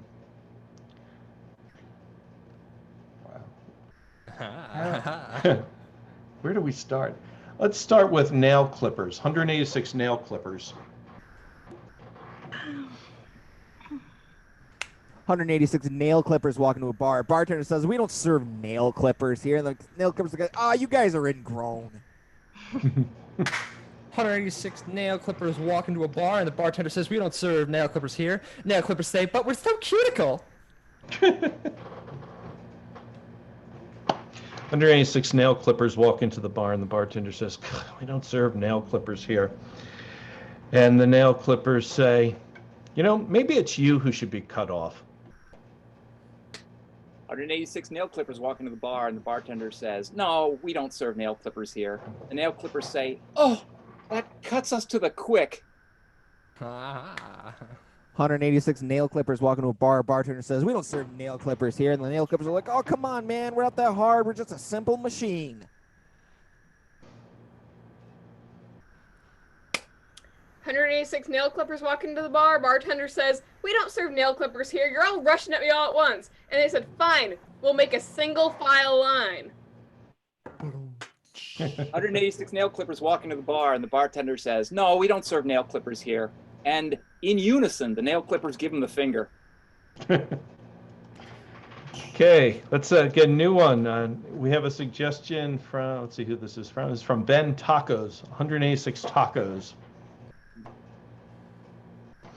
Below Ponder, 186 tacos. Now I'm hungry.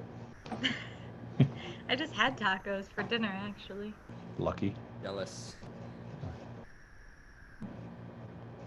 They're thinking hard. 186 tacos walk into a bar. Bartender says, "We don't serve tacos here." And they're like, "Yeah, we want beer."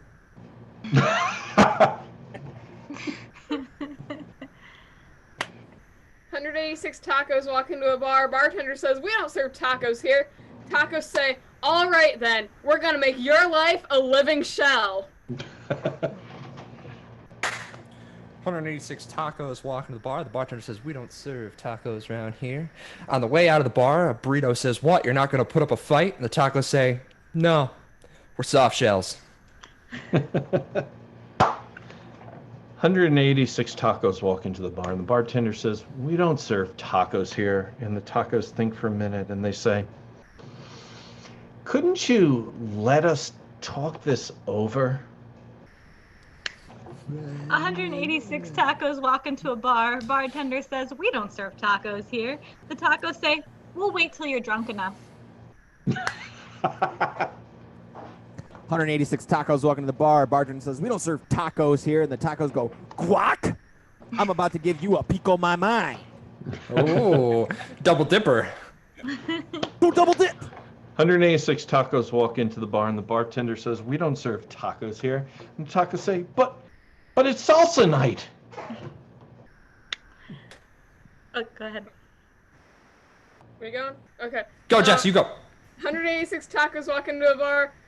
Bartender says, "I'd like to serve you, but the boss says we can't serve tacos here." Tacos lean close and go, "Ooh, spill the beans."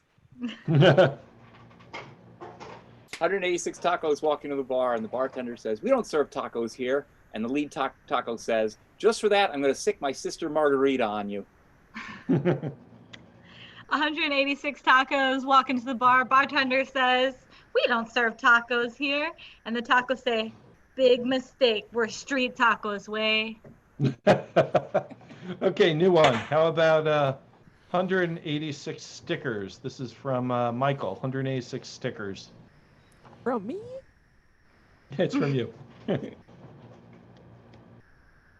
186 stickers. 186 stickers walk into a bar. Bartender says, "We don't serve stickers here." And the stickers go, "But like, we come in so many varieties. There's something you like." 186 stickers walk into a bar. Bartender says, "We don't serve stickers here." Stickers just say, "It's too late. We can't be removed." 186 stickers walk into a bar. Bartender says, "We don't serve stickers here." And the stickers go, "Why?" And he's like, "You've been in here last week, and I literally had to peel you off the floor." Oh! Oh! 186 stickers walk into the bar, and the bartender says, "We don't serve stickers here." And the stickers say, "But it's karaoke night, and we just wanted to sing Stuck on You."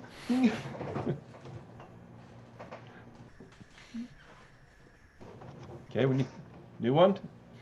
New All one. right, let's get New one one. more. Let's get one more. Oh, tons to choose from. Let's see. How about? Oh, Ben's a naughty puss. I don't know if we should do this one. Oh yeah. Is it oh, yeah. season 4 of Community on DVD? Because that's what I see in mine. I also Yeah, see. sometimes our audience is very specific. Ben would like to hear us do 186 condoms. Oh.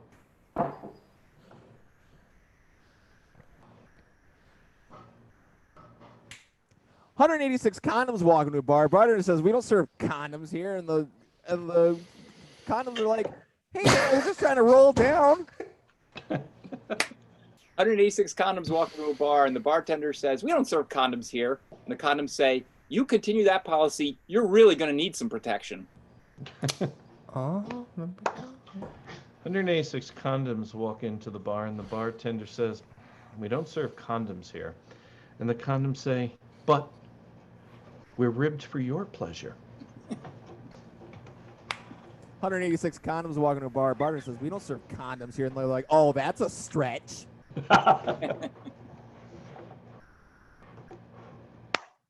186 condoms walk into a bar. Bartender says, we don't serve condoms here. And the condoms beg, come on, please. We only have one night to live. We work at the porn factory.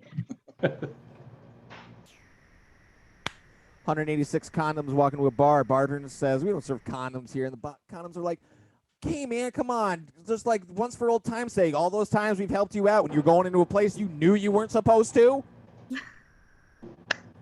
186 condoms walk into a bar. Bartender says, we don't serve condoms here. And the condoms say, you better watch out, bro. We're Magnum. Oh. 186 condoms walk into a bar. Bartender says, we don't serve condoms here. Condoms say, hey, let us demonstrate how good of a customer we are. I just need a banana or a cucumber. 186 condoms walking to a bar. Bartender says, we don't serve condoms here. And they're like, what the fuck is this? Health class in the South? Oh. 186 condoms walking to a bar. The bartender says, we don't serve condoms here. The condoms say, oh, come on. We'll behave ourselves. We won't get ripped. This is either going to fail spectacularly or be funny, or maybe both. Get your booze ready, everybody. That's right. Get the booze ready. 186 condoms walk into the bar, and the bartender says, we don't serve condoms here. The condoms say, what? We're extra large. You afraid we can't hold our liquor? All right, no booze. All right. Oh, you meant booze like booze. Yeah, he meant booze. Booze like booze. Sarah was ready to drink. Either one. Cody was ready. Hold it tight and get ready. Cody was ready for Preparing derision. for the worst. All right, and that's 186. Well, if you're preparing for the worst, I can assure you I will deliver it. So. All right, so we're going to play another game for you tonight, and this is going to be an all-play, I think.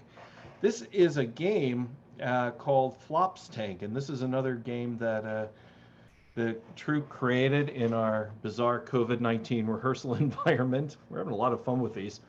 And this is modeled, of course, on things like Shark Tank. And so this is a game, as I said, for everybody. In this game, Rigamarole is going to be our host. The folks that are going to pitch their ideas are Dr. Brainpee and Hand Rations. And then myself, Officer Peggy, and Joe Lobb are going to be the judges. And we'll decide if we're going to fund anything that they pitch to us tonight. And so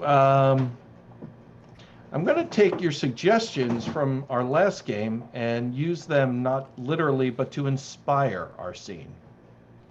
And so, so apparently, Swine Girls made quite an impression on everybody because of the volume of my microphone.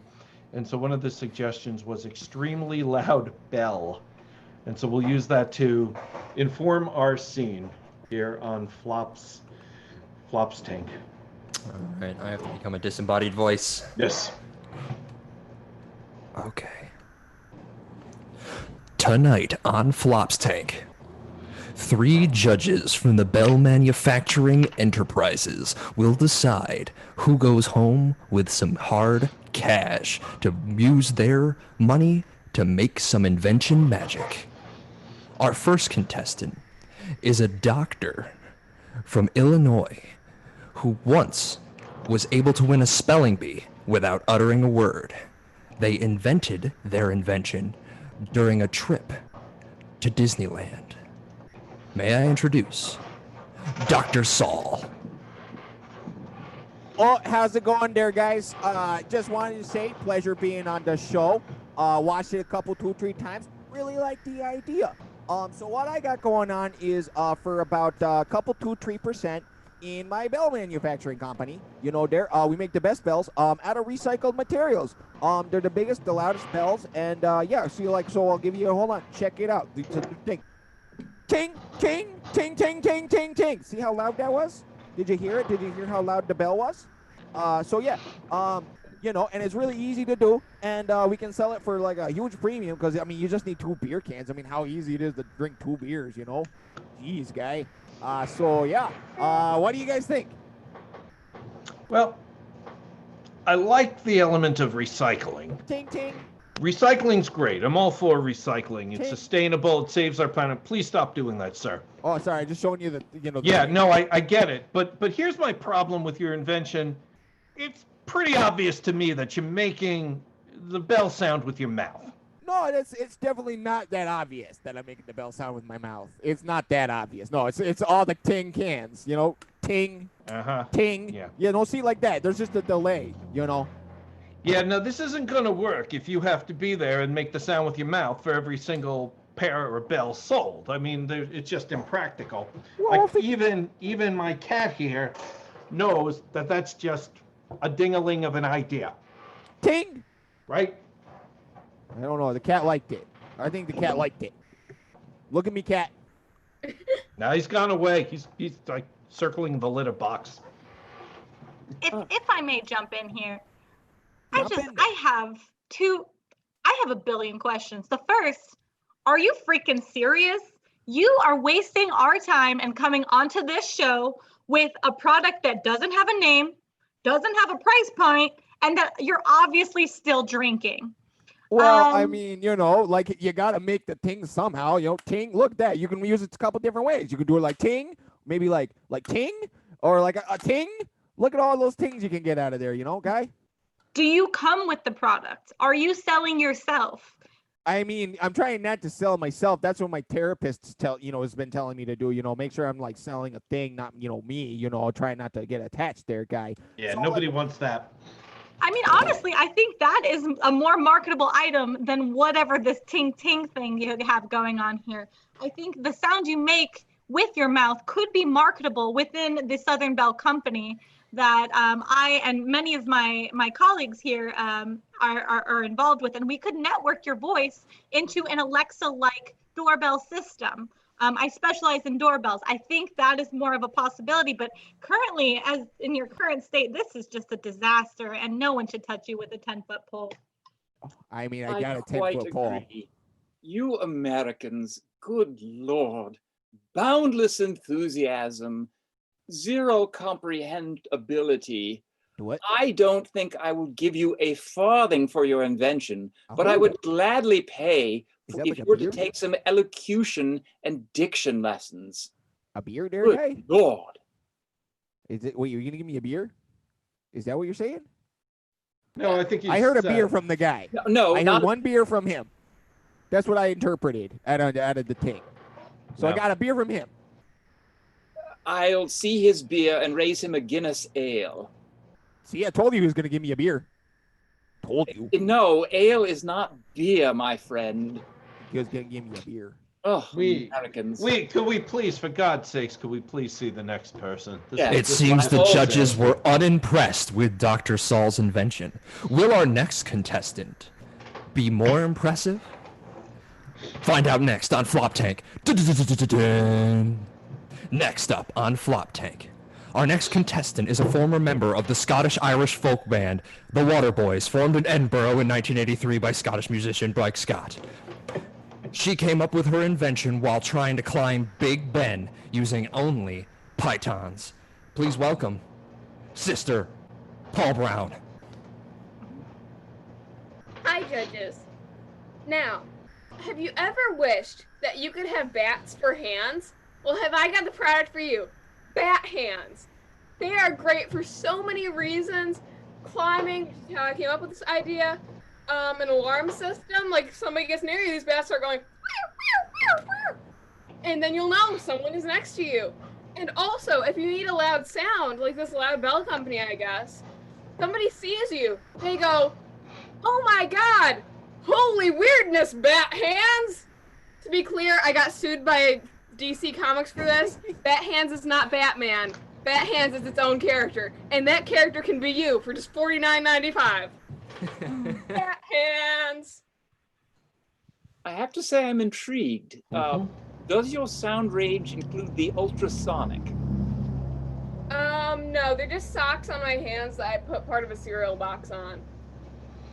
Oh, don't destroy the magic. I think you've got something going here. And for that, we will almost forgive you for climbing Big Ben. Almost. Thank you. I will fund your invention to the tune of 10,000 English pounds. How does that sound? Whoa, whoa, whoa. You're jumping the gun. You didn't even give us an opportunity to comment. Yeah. Calm her Yeah. down. That's out of bounds. Ugh. I Gosh, withdraw my narrator, can we bid. get some order here? I just wanted to come in and say I love your idea. I'm a big fan of superheroes. I have a couple little ones. I know they would love to be bat hands for Halloween. I love that it's multi-purpose. The only question I have is about toxicity and the animal cruelty aspect of your product, because I'm very interested in sustainability and animal safety. So could you just speak to that a little bit about, the sustainability and animal cruelty components?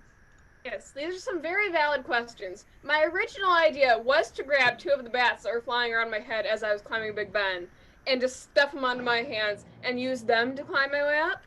But unfortunately, I got bit a couple of times, and then I realized bats, they can just do their own thing. Like, I have my life, they have their lives. Like, we don't need to intersect this way.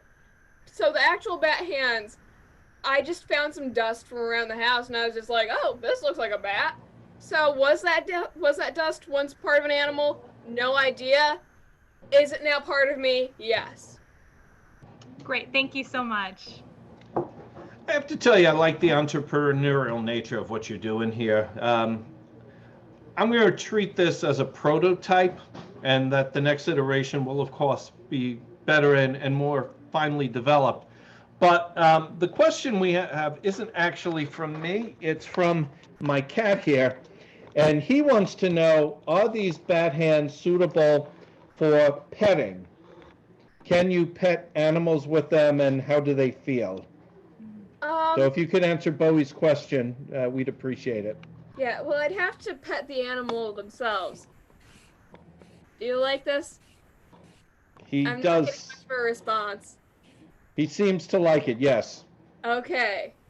Yep. See, bat hands can work even over long distances. That is why my product is amazing. Okay.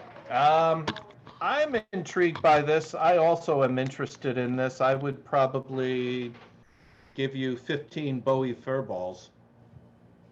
Thank you. Those will be turned into bats immediately. Excellent. I'm also really intrigued by this product, and I think it has great marketability. I want to still, the other guy's back again. Oh, geez, yeah, you're gonna have to get security to get me out of here.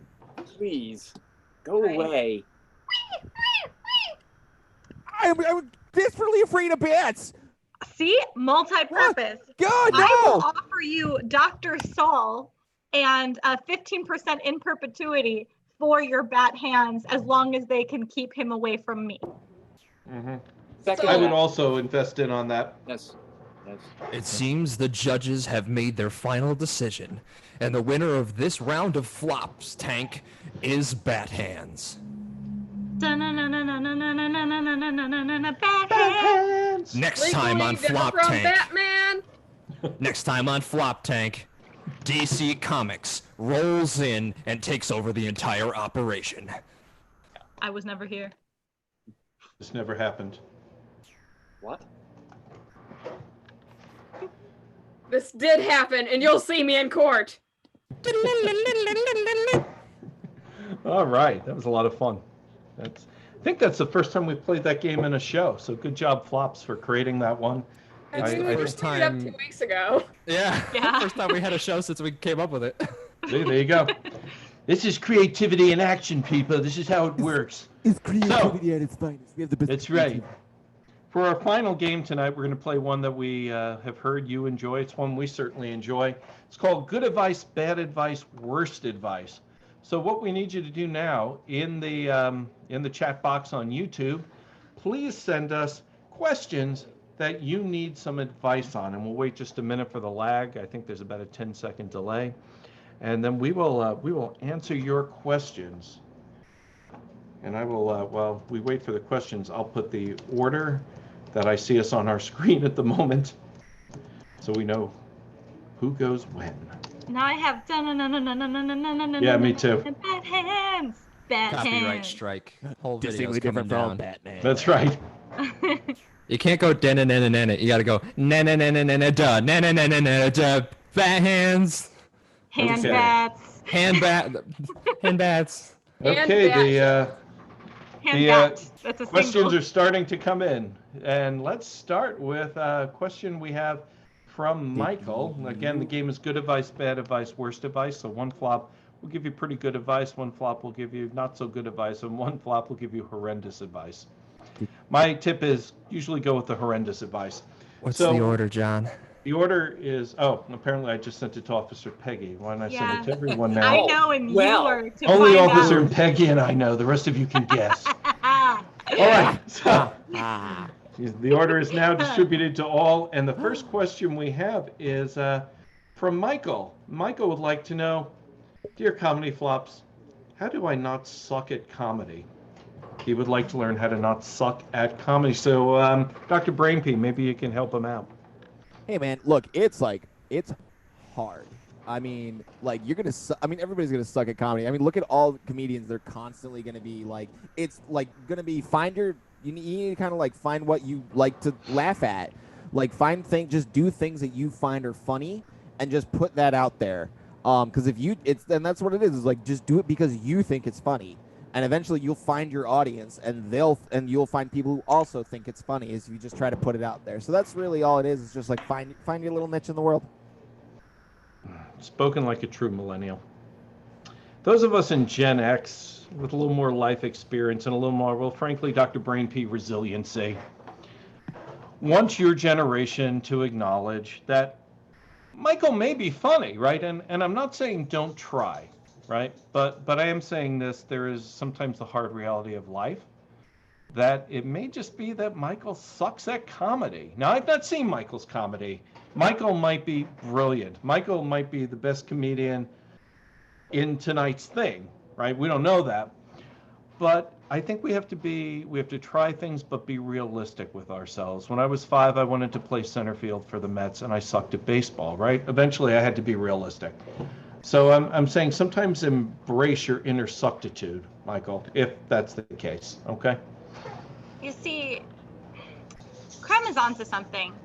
And I think he doesn't go far enough, though. If you're asking the question, how do I get better at comedy? You obviously suck. And you should never, ever, ever leave your house or attempt it ever again. It's just not for you.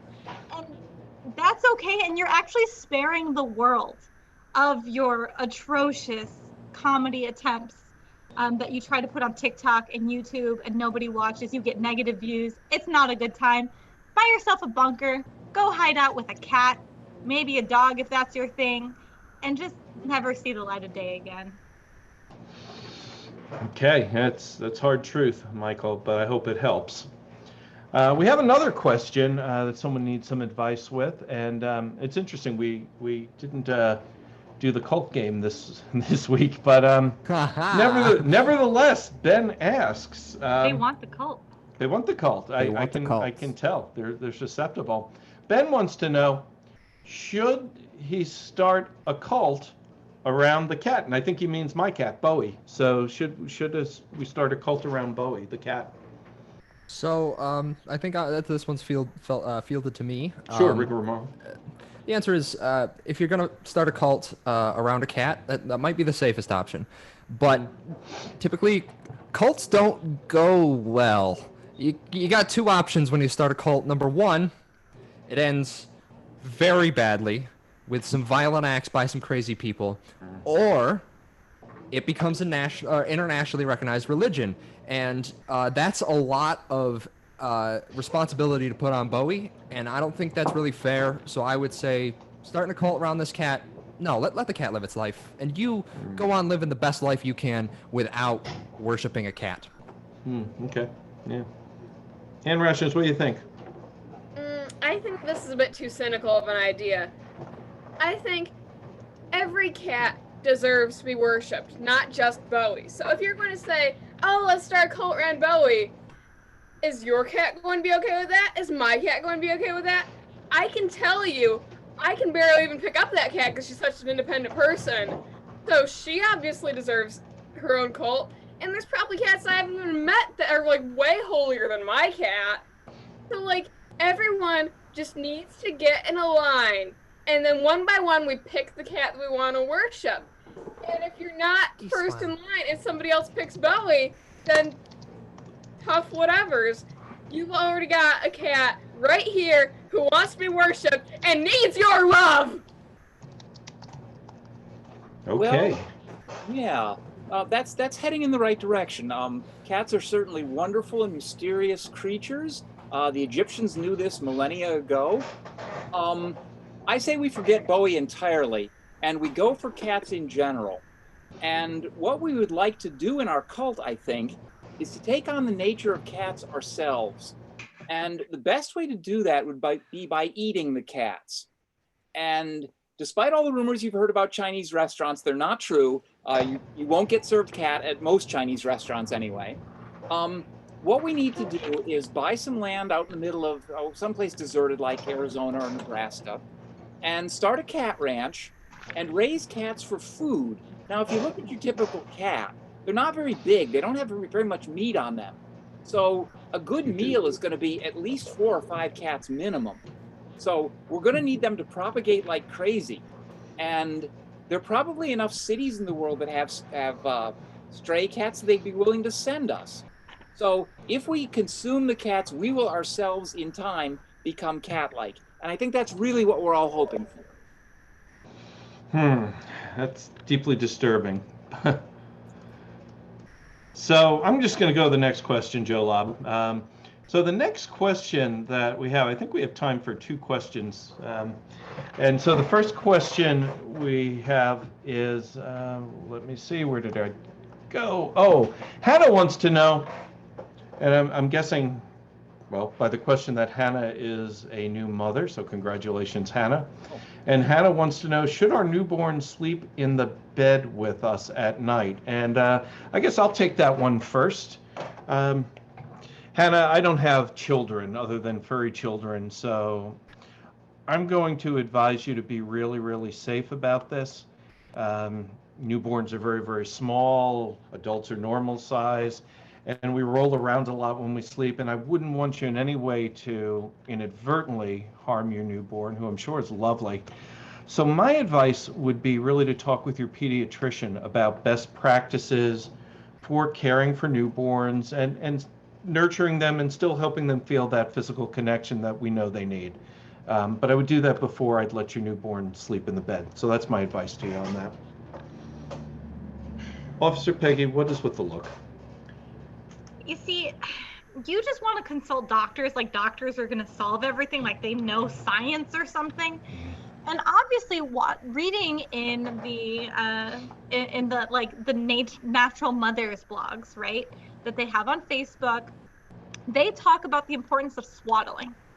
And so what I would recommend is that in order to get your baby comfortable with you potentially being way too close, is to practice swaddling together.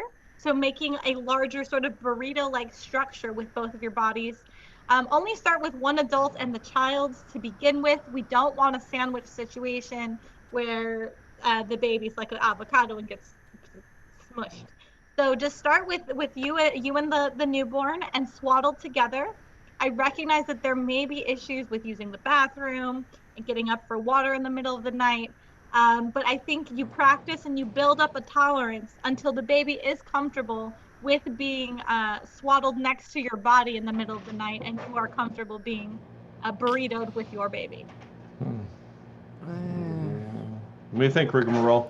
So, I know you guys are you're trying to be good parents, but the truth is that it's a harsh, cruel world out there. And your baby needs to learn early what a harsh, cruel world it is. So I know personally, I have 3 kids, used to have 4. When we started out, after a couple weeks of lying in the other room on the floor, don't put a baby in a crib, doesn't make any sense.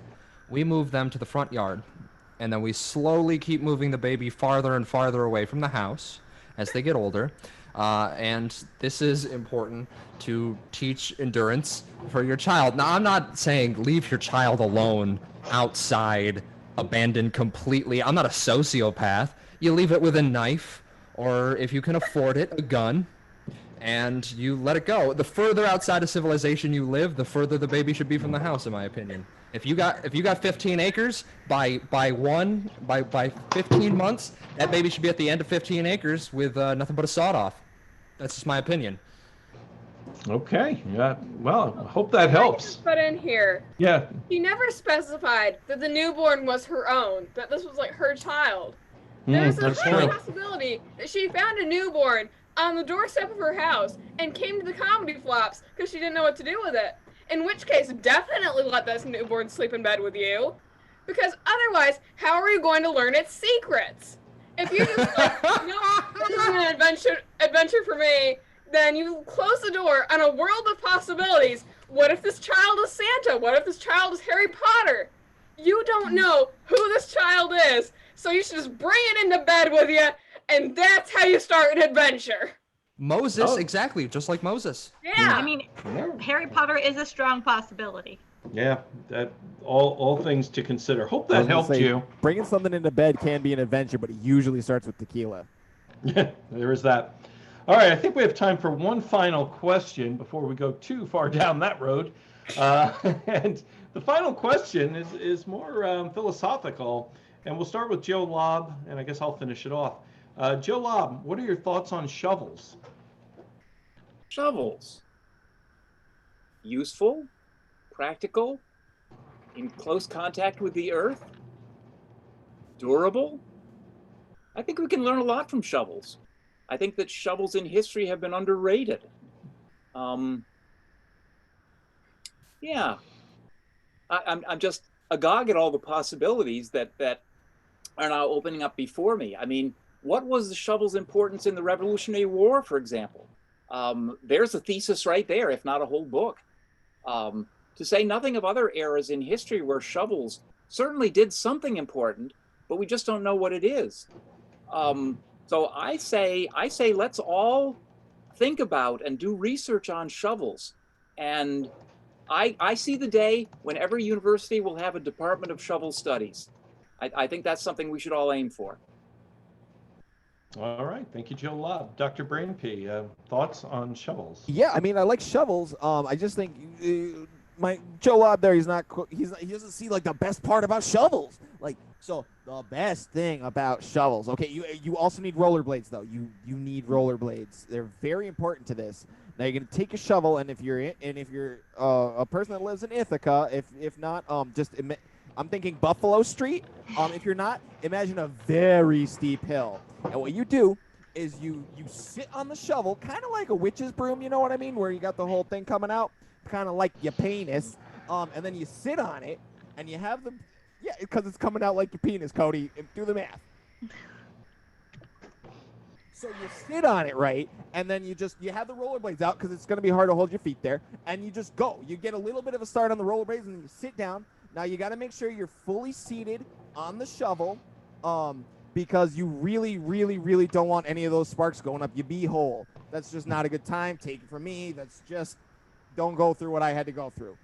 So yeah, get a good grip on the shovel, high up, no sparks in your beehole. Lots of fun.